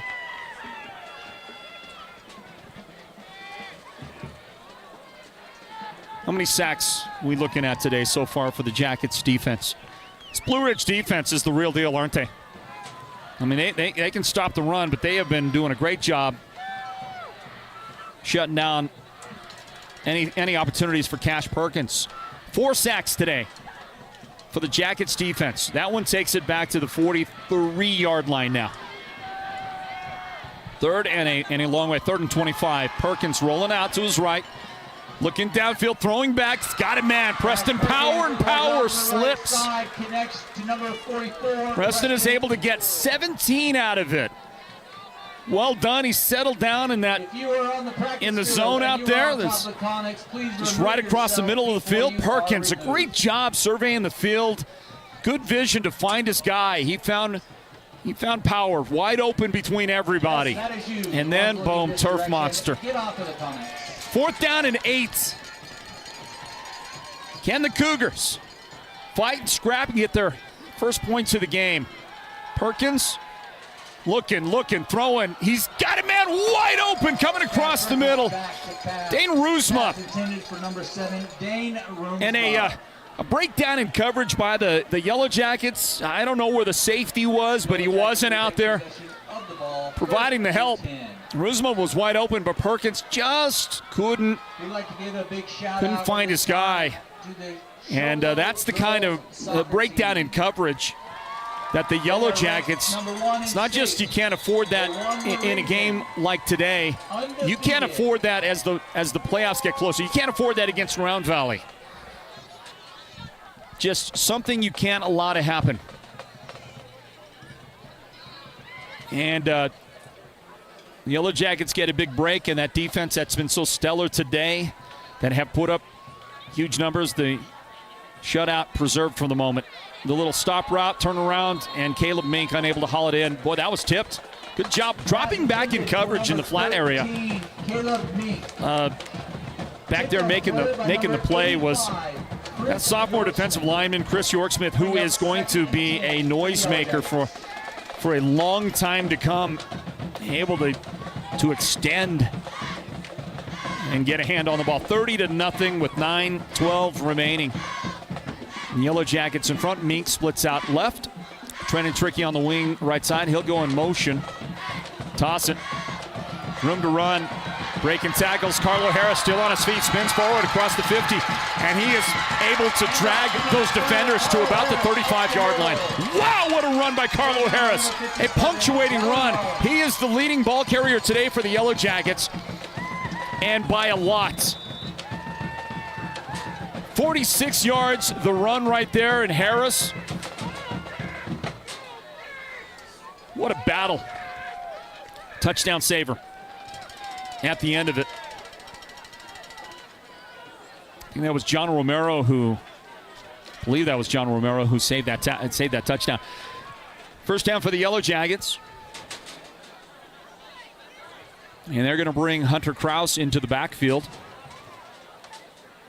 He joins Jace Barton back there. Barton's going to get an opportunity. The cutback. And he fights his way across the 30, about the 28-yard line.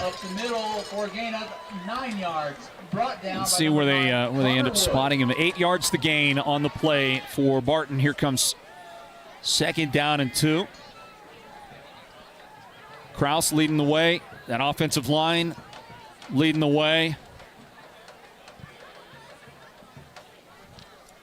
And the crowd here at Sholo is quieting down. It's been a long night for them. A great night in many ways, senior night, homecoming, but Yellow Jackets, the team with the success here in this one.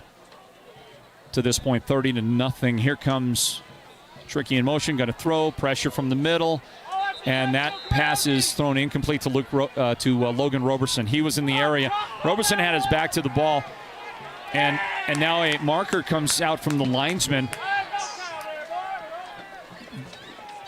I think it's, well, the referee threw it as well. Intentional grounding, they say, on the quarterback. Well, you're going to have to read the rule to me. I thought what he did right there was perfectly legal. He threw the ball at the feet of Logan Roberson. There's a receiver right there in the area. Now, Roberson was not facing the quarterback, but he is an eligible receiver. So I would need some further understanding of the rule. Intentional grounding, that is, by the way, not just a mark off of 10 yards, but that's a loss of down. Loss of down for the Yellow Jackets. It comes back to the 45-yard line. I guess we don't have a look at the replay on that, guys. Second and a bunch to go. Timeout is called by the Yellow Jackets, and that, I think, is their final timeout that they have.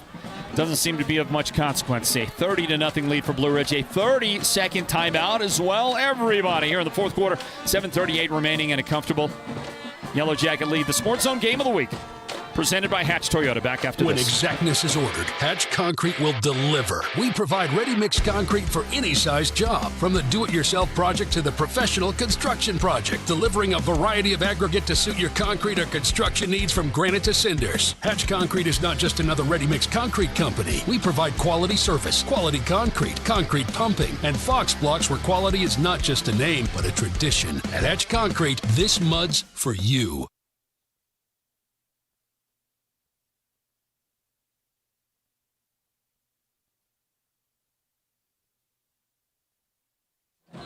Hey, we're back, everybody. Back to our live coverage of the Sports Zone Game of the Week, presented by Hatch Toyota. Listen, I'm going to grab a dude who stopped to say hi. I hardly recognized him with his beard and a ball cap on, but one of the all-timers, one of the all-time greats, Show Low Cougar lineman, offense or defense. Stetson Tenney is in the house, everybody. Stetson, how you doing, man? I'm doing great. How you been? I'm great, man. You look so good.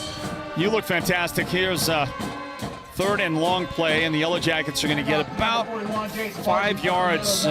Jay Spartan on the carry on that as we advance here in the fourth quarter, everybody. Back into this one, 30-0 Blue Ridge in front of Sholo. Stetson, man, you look great. It's been a while. When was the last time you and I saw each other? I don't know, 10, 12 years ago? Yeah, it was during the 2010. It's been some time. You were a junior in 2003 when the Cougars went undefeated, won a state championship, and you were an impact player extraordinaire on that team. And you guys all got together, a reunion, 20-year reunion for that championship team. How was that, man? Always great reliving all the war stories and just the brotherhood that you get through football. You don't get that anywhere else. It's a ton of fun. I saw the group down there. Blue Ridge takes the timeout. Going to stay right here with 6:52 remaining, everybody in regulation. Here there's Stetson Tenney right there, guys. Stetson, can you reel off how many of the names can you remember of the guys that showed up here for the reunion from that 2003 championship? We had Terrell Pamar, Hal Frost, Daniel and Michael Wortman both showed up, Jason Covert, Sean Seymour, Rocky Merrill. There's a few more. I'm sorry, guys, if I forgot you. But. Yeah, there was a few more guys out there. I didn't get the list. Somebody's got a roster of the names of all the guys that showed up, and there were a lot of dudes that did show up. Impressive. That was such an amazing team. You guys didn't have like 25 guys. It was like 13 dudes or something like that. It always felt like I came out to a lot of practices. I don't even remember, but Coach Hathcock let me come out to a bunch of practices that year with you guys, and I got to run a little quarterback from time to time, and you guys would smash me. But your team was so good. Right? Well, you didn't have any weaknesses. What do you remember about the quality of your Sholo team in 2003? I just remember how deep we were. There was never a team that deep in Sholo history. Yeah. I I could have started on both sides of the ball, and I didn't. That's how deep we were, because there was that many guys that one of the few times in Sholo history that you didn't have a majority of the guys going both ways.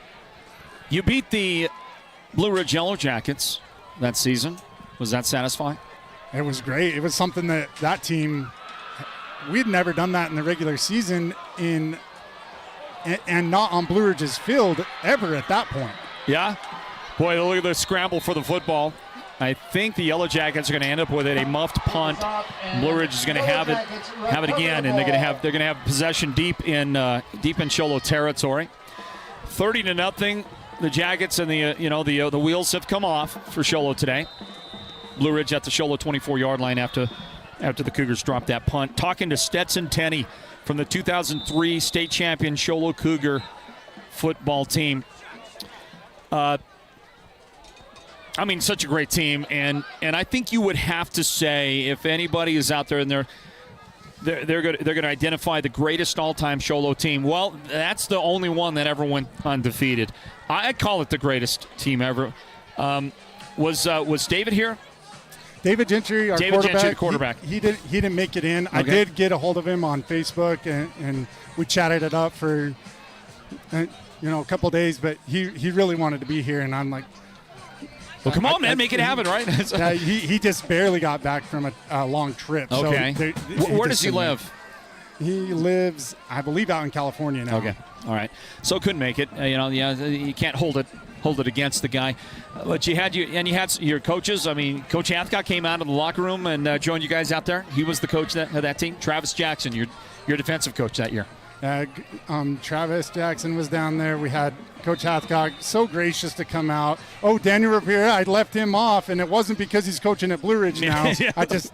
You get a little stage fright when you try to remember. Yeah, sure. On a radio program, but yeah, it was good to see him. Brandon Todd was down there too. Okay. Oh, Coach Hare, he was our JV coach / team pastor. Hand up number 21. Yeah, what a year for you guys, and it culminated with a state championship win over Seton Catholic in the title game, and they had a good team.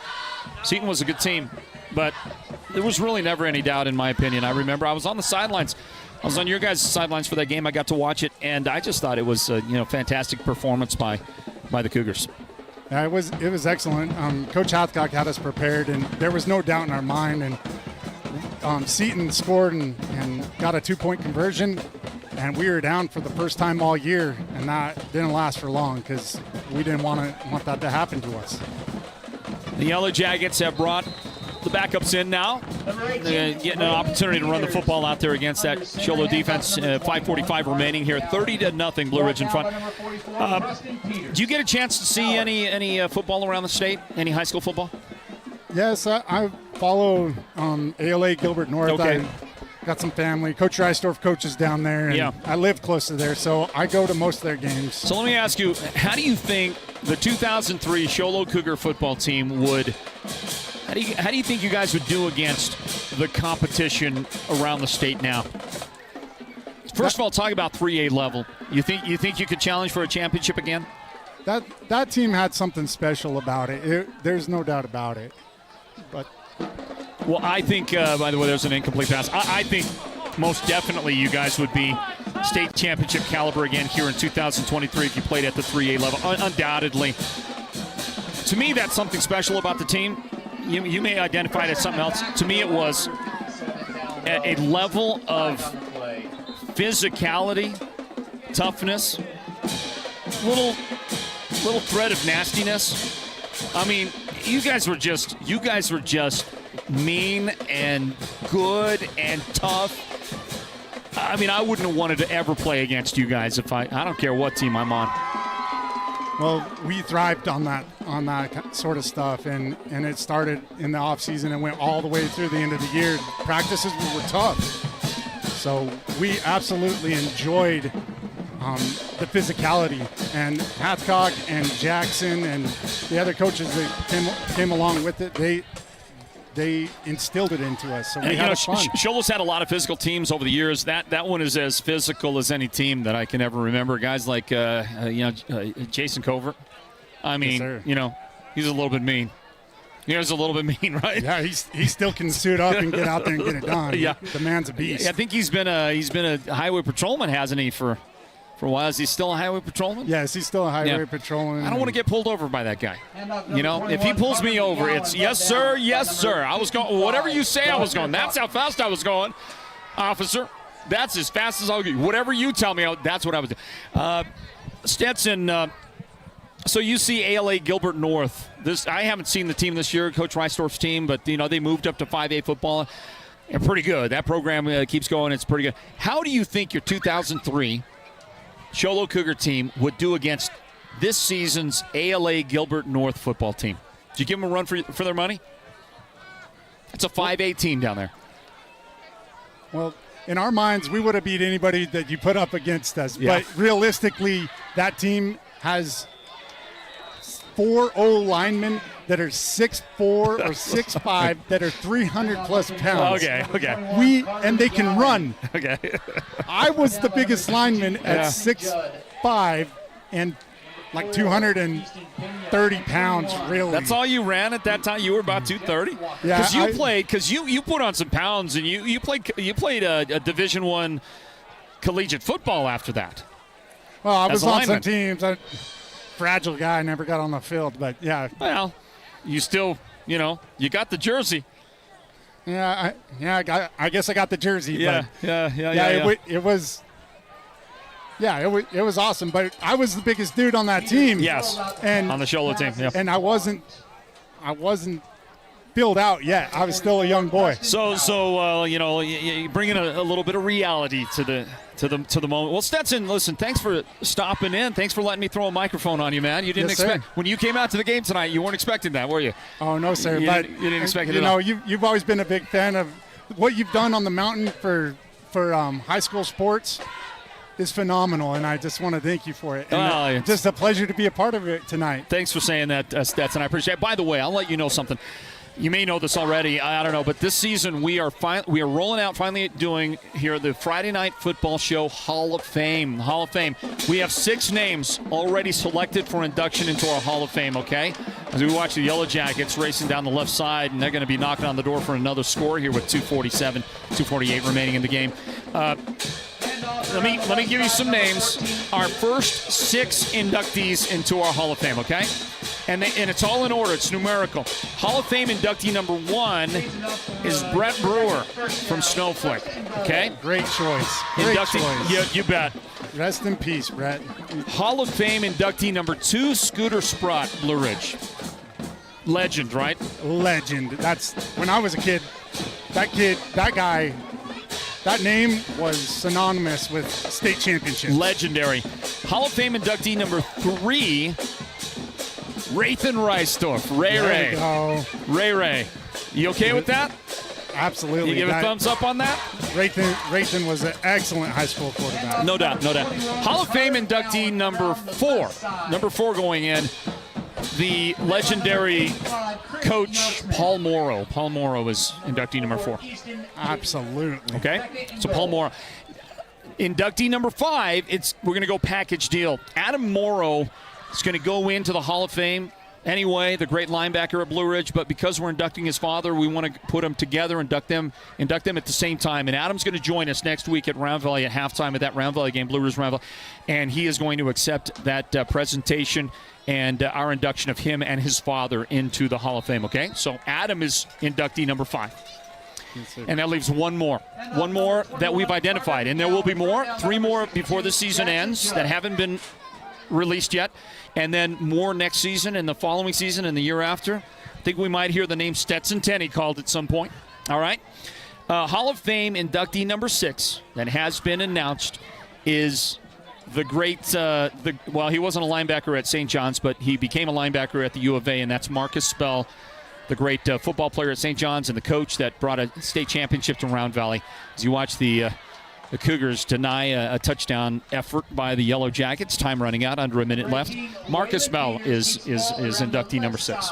That's a great choice. Marcus Bell is one of my childhood heroes. And great player, great coach. great choice. Stetson, be paying attention because we're going to be announcing more and more of these names, and I'm thrilled about it. It's a great new wrinkle, new thing we're doing here at the Sports Zone and with the Friday Night Football Show, our Hall of Fame, and we're going to start to acknowledge the legends of White Mountains football over the years. Well, I'm glad you're doing that. That's awesome. Help us relive the moments of greatness that we've seen throughout the years, and thank you for giving back to the community in this form, and I get to watch this wherever I'm at in the state or in the world, and so I really do appreciate you doing this. It means a lot to us that aren't in the community anymore. Stetson, thanks for saying that. I'll let you get back to your family, and I look forward to seeing you the next time down the road, okay? Yes, sir. All Have right, a great night. state championship ring on that finger right there. Attaboy. Stetson Tenney right there. All right, have a great night, okay? You too. We'll see you. All right, Stetson Tenney, one of the all-time greats for the Show Low Cougars, part of that 2003 undefeated state championship team as the final seconds tick off the clock here, and a 30-0 victory for the Blue Ridge Yellow Jackets. Everybody, Blue Ridge on the road. They come into Sholo Ford Stadium to get work done tonight, and Blue Ridge has set themselves up, we assume, a victory tonight for the Round Valley Elks. Blue Ridge has set themselves up for a region championship showdown with the Elks next Friday night. That'll be our Sports Zone Game of the Week broadcast a week from tonight at Paul Morrow Stadium. Can't wait for it. And we assume that Round Valley is going to end up beating Fountain Hills tonight. They should. What a game that ought to be 1 week from tonight. And for the Yellow Jackets, I think that the script went like they expected it to in this one tonight. It went the way that they would have drawn it up, and for the Cougars, just a little too much coming from the other side, but they battled, they fought the entire night. They never quit, they never gave up. The young quarterback, Cash Perkins, who will be he's going to be a part of the future of this Sholo team. Did not play as a freshman, did not play football, did not start the season playing football for Sholo, but once Nash Brewer went down, he got the call to come back out, play some football, and he accepted that challenge. First game he played, he had almost no knowledge of their offense, and he went out there and he played anyway and showed his grit and toughness. And he's a cowboy of the Perkins clan, and he has done a great job since that point.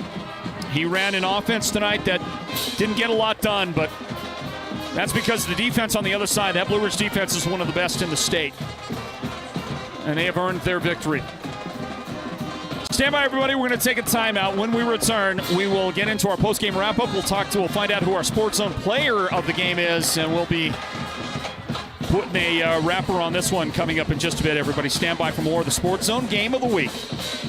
Presented by Hatch. The 2024 Toyota Tundra has just entered the game, and it's ready to dominate the field. The 2024 Tundra brings serious muscle to the field with its impressive towing capabilities. And let's not forget about the cutting-edge technology that keeps you connected wherever you go. And guess what? We've got 50 of these bad boys, so don't sit on the sidelines waiting for yours. We're talking about driving away the 2024 Toyota Tundra starting at just $459 a month. It's at Hatch Toyota in the Northern Arizona Auto Mall. Your winning drive starts here. Tired of being tethered to your home or office for a reliable internet connection? Am I? Then listen up. Introducing the new 100 gigabyte hotspot plan from Naked Mobile. For $75 a month, you get 100 gigabytes of LTE hotspot data, unlimited talk, and text with unlimited 3G-like data after that. Plus, get the Samsung A12 smartphone when you switch to Naked Mobile today. Yes, please. Stay connected wherever you go. No contact, no credit check. Sign up today at nakedmobile.com or your nearest Cellular One store. The team at Beam & Will Drilling is like a great football team. They work hard, they work as a team, and they play to win.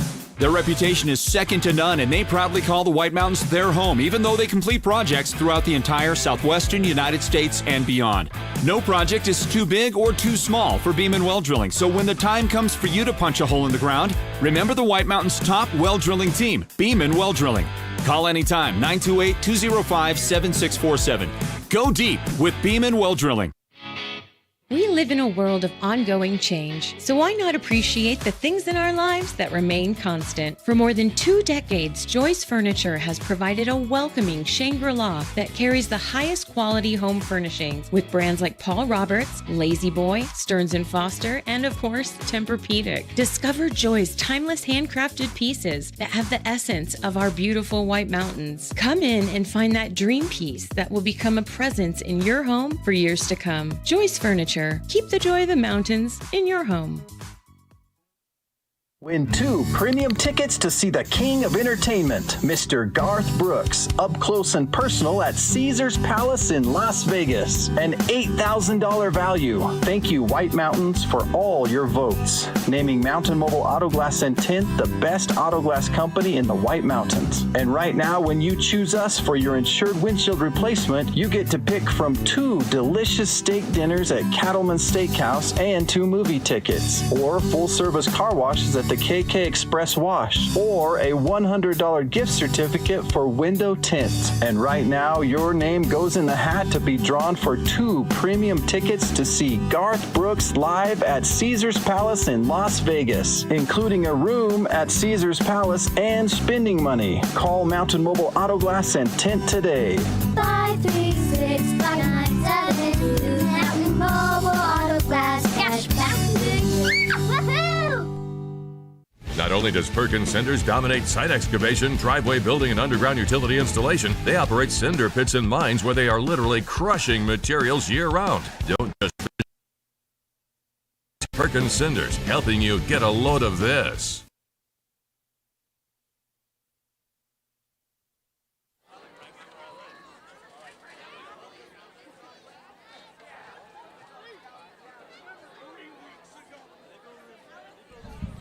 Back at it, everybody.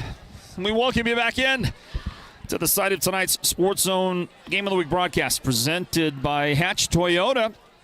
And our site tonight, Sholo Ford Stadium. As we wrap it up, everybody, the final score in this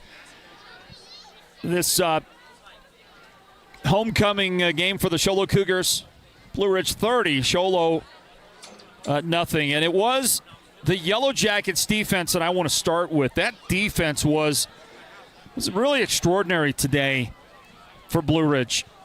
How about the Yellow Jackets holding Sholo to 29 yards of total offense? And at halftime, Sholo had 20 yards. They managed to scratch out 9 in the second half. That's what happens when you're missing Jet Walker at 100%. He played tonight, played the whole game, but he was never 100%. I don't know if he was 70%. But he went out there and he battled, and he gave what he could give to his team. That's what happens when you don't have Nash Brewer. Nash took 1 snap that I can remember tonight. And I think it was just a formality. It was Nash going out there, suiting up, putting the uniform on, and saying, you know, I'm a senior. It's my last chance. Last time we'll play on this field. Last time we'll play Blue Ridge. Last time I'll be out there with my guys. You know, let me have 1 snap. And that's what he got. And he ran the ball. It was about a 4-yard gain. He dropped back to throw, but the Yellow Jackets brought pressure. Nash stepped up, found a little seam, ran to the right, ran out of bounds. And that was it. That's the one thing that he was able to do tonight. And that's it. And when you lose Nash Brewer, it absolutely changed the entire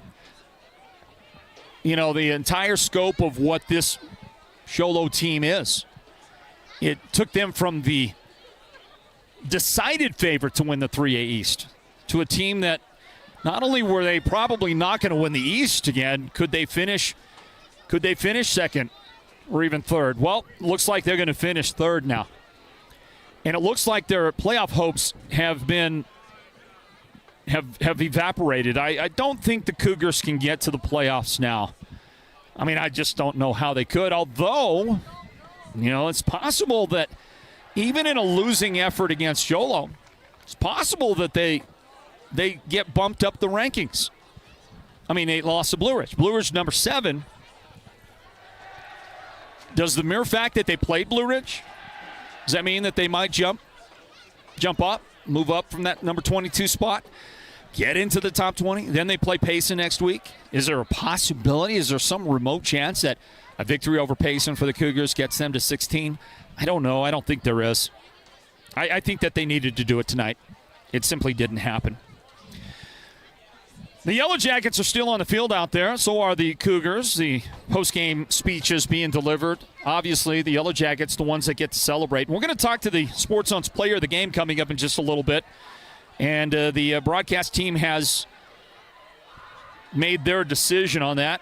And that is going to belong to the senior receiver, defensive back, kick returner, David Simmons. On 3 successive Yellow Jacket possessions in the second half, David caught touchdown passes from the quarterback, Luke Berlin. The first one was a 32-yard touchdown pass reception.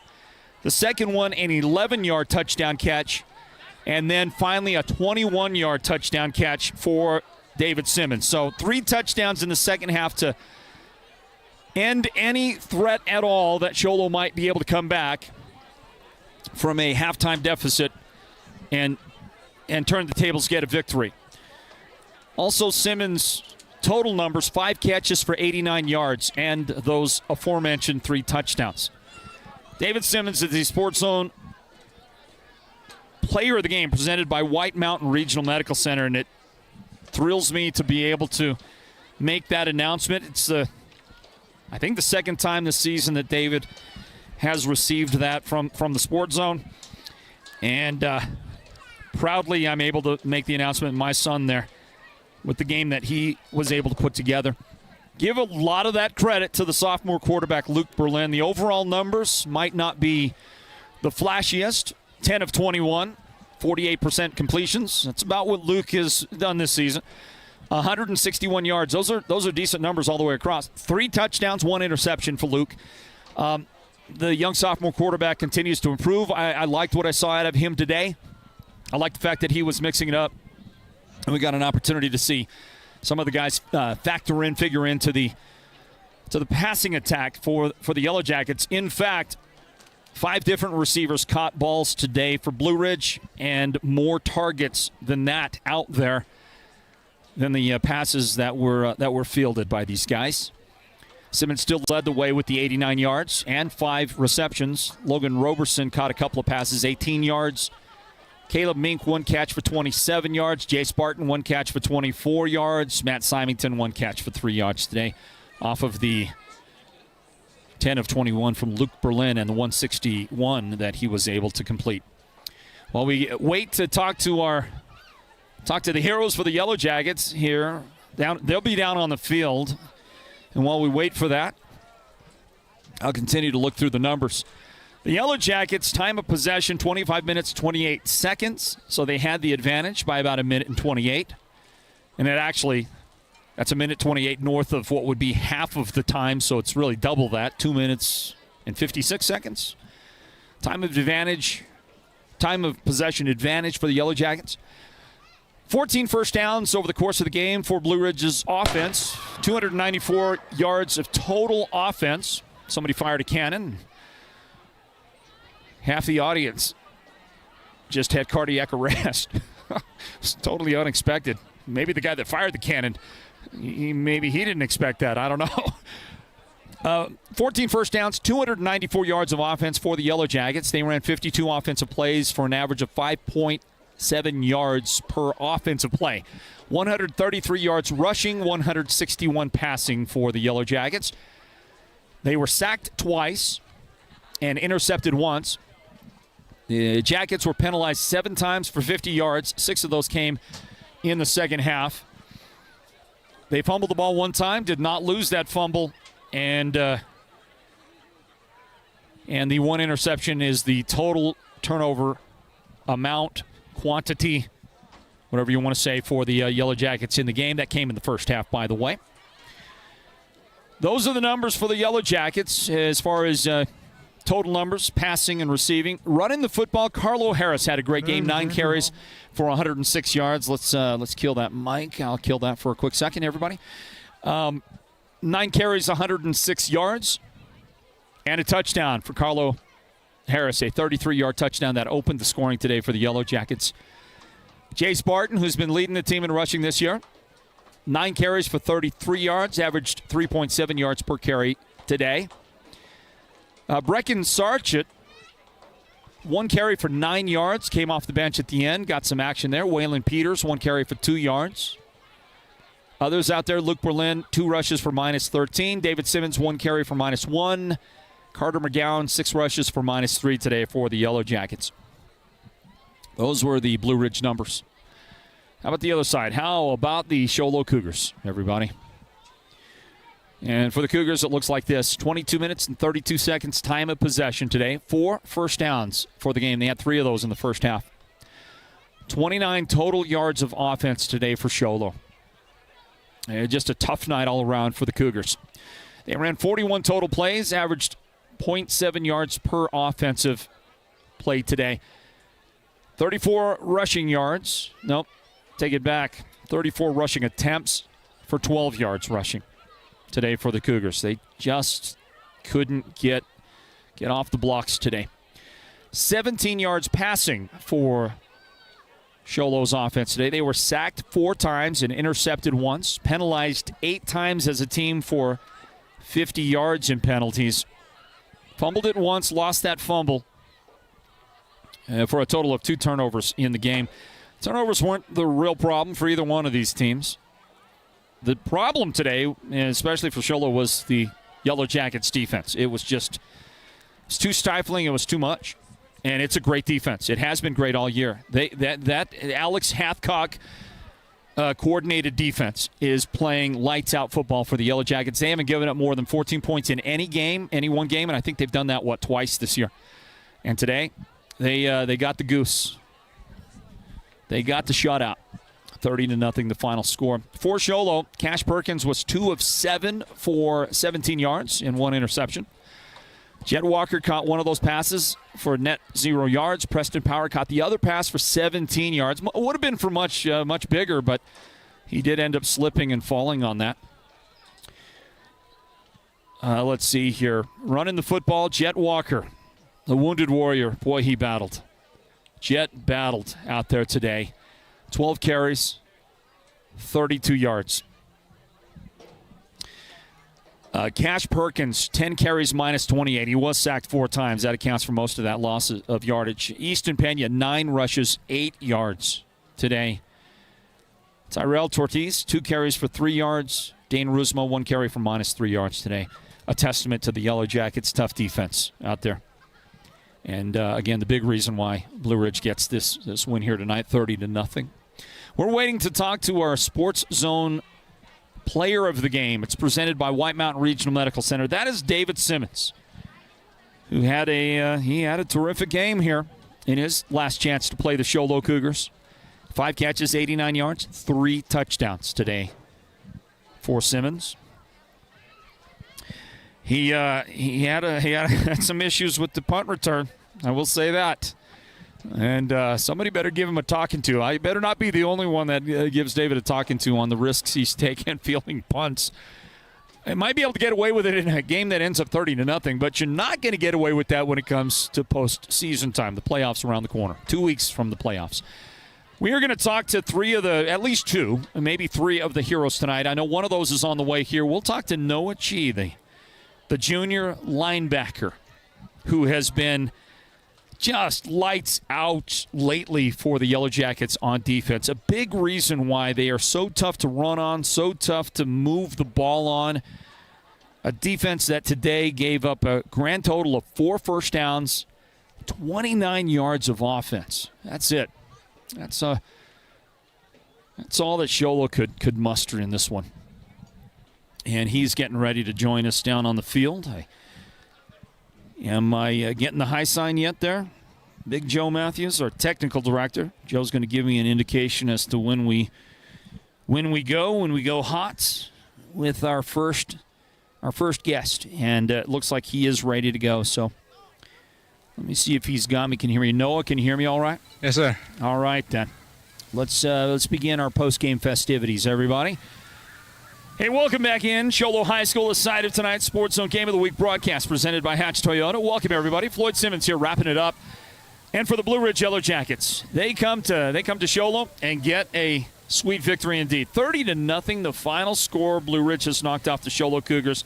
And I think the biggest key here is this impenetrable Yellow Jacket defense. Boy, they played so well today, gave up only 4 first downs and 29 yards of total offense to the Cougar offense in this one today. And big reason why this defense is playing so well, not just tonight, but over the last several weeks.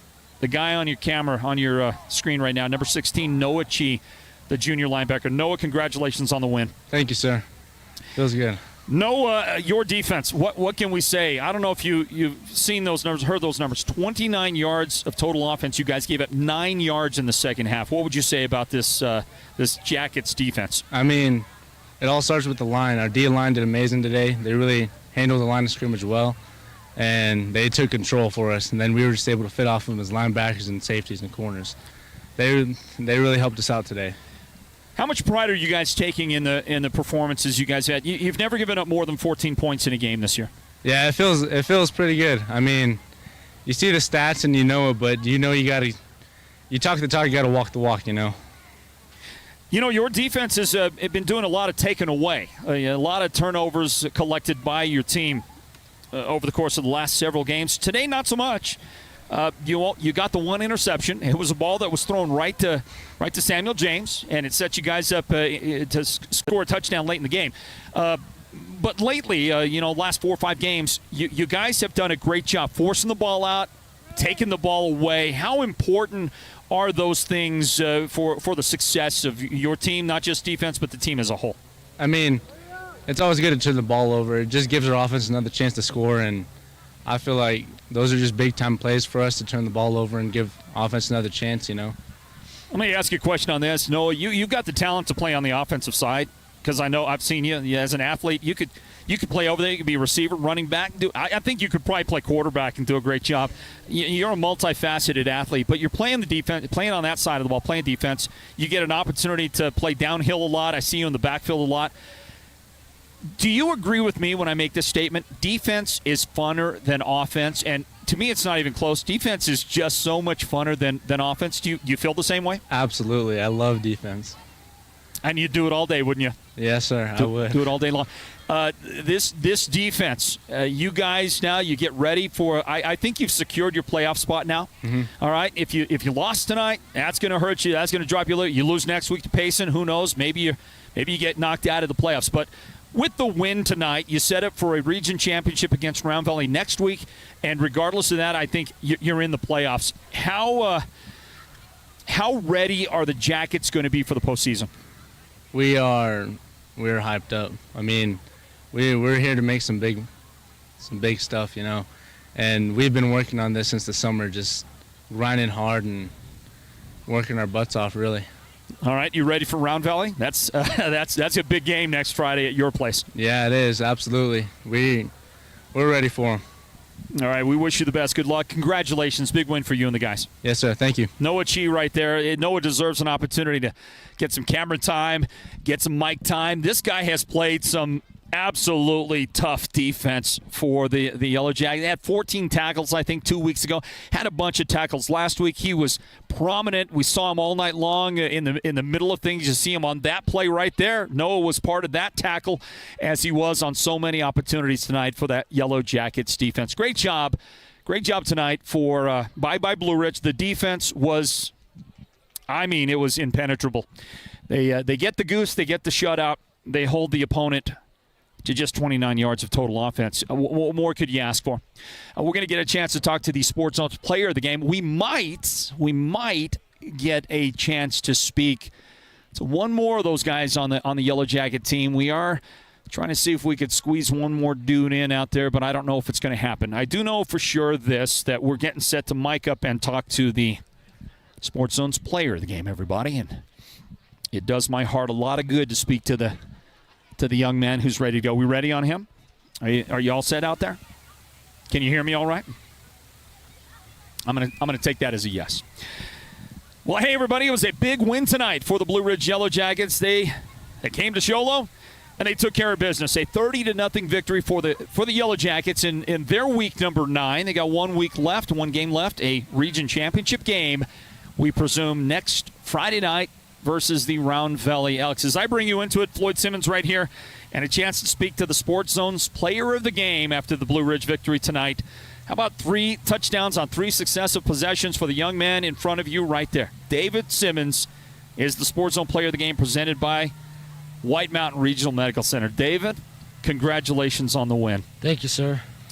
So you and I have been talking about this game a lot for the past several days, and I warned you that the Cougars they're going to play like a wounded animal out there tonight, desperate for the playoffs, desperate to get a win, and of course to get it over their rivals, the Yellow Jackets, and that you and your team needed to be prepared for an absolute onslaught from the Cougars. They never gave up. They never backed down, but you guys got the win. How did you do it tonight?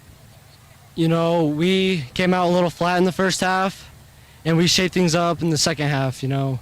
Come out fired up. You know, we just want to stomp on their throat, keep the gas going.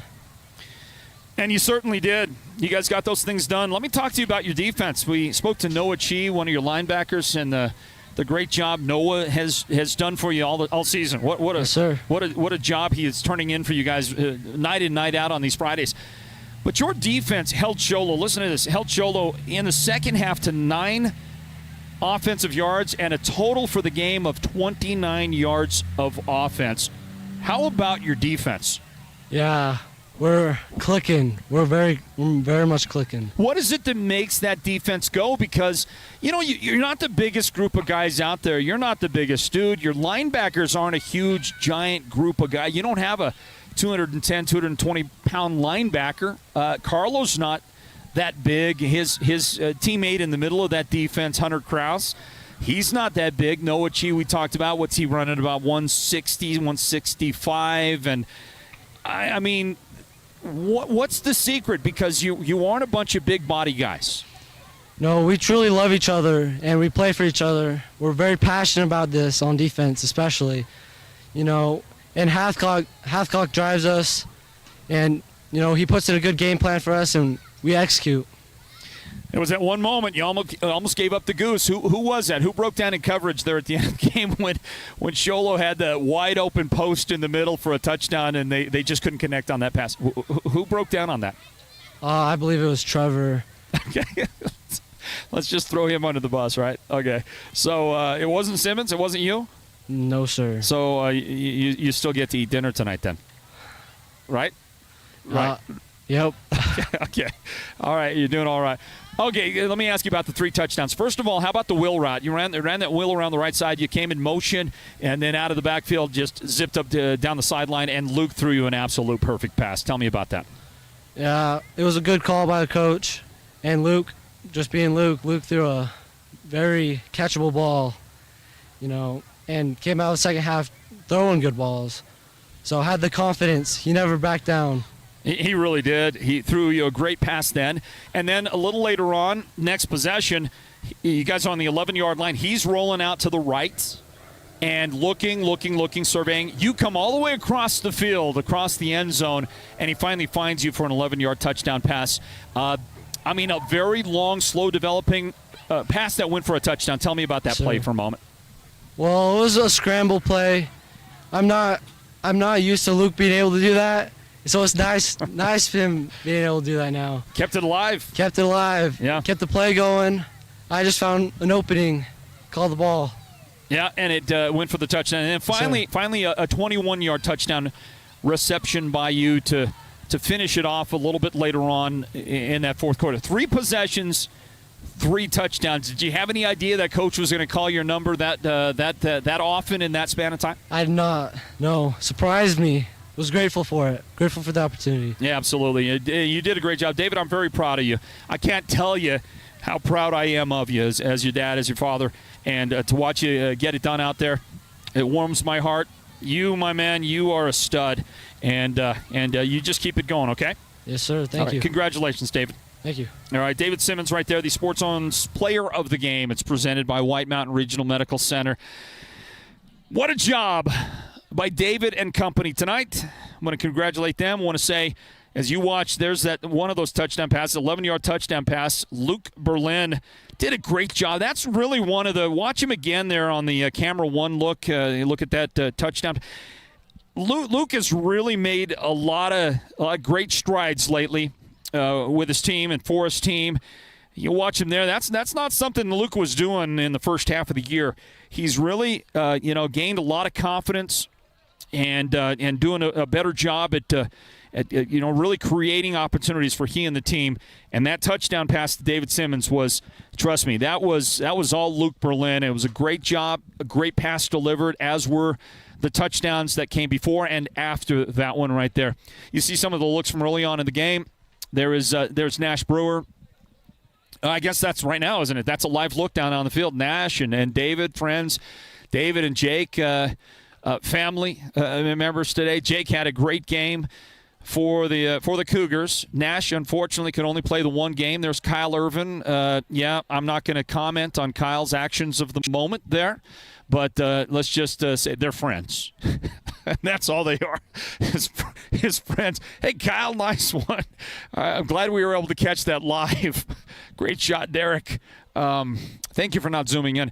Just a great night, everybody, here tonight for the Yellow Jackets, for the Cougars. Heartbreaker for sure. Heartbreaker for guys like Preston Power playing in his final game here for Kyle Irvin right there.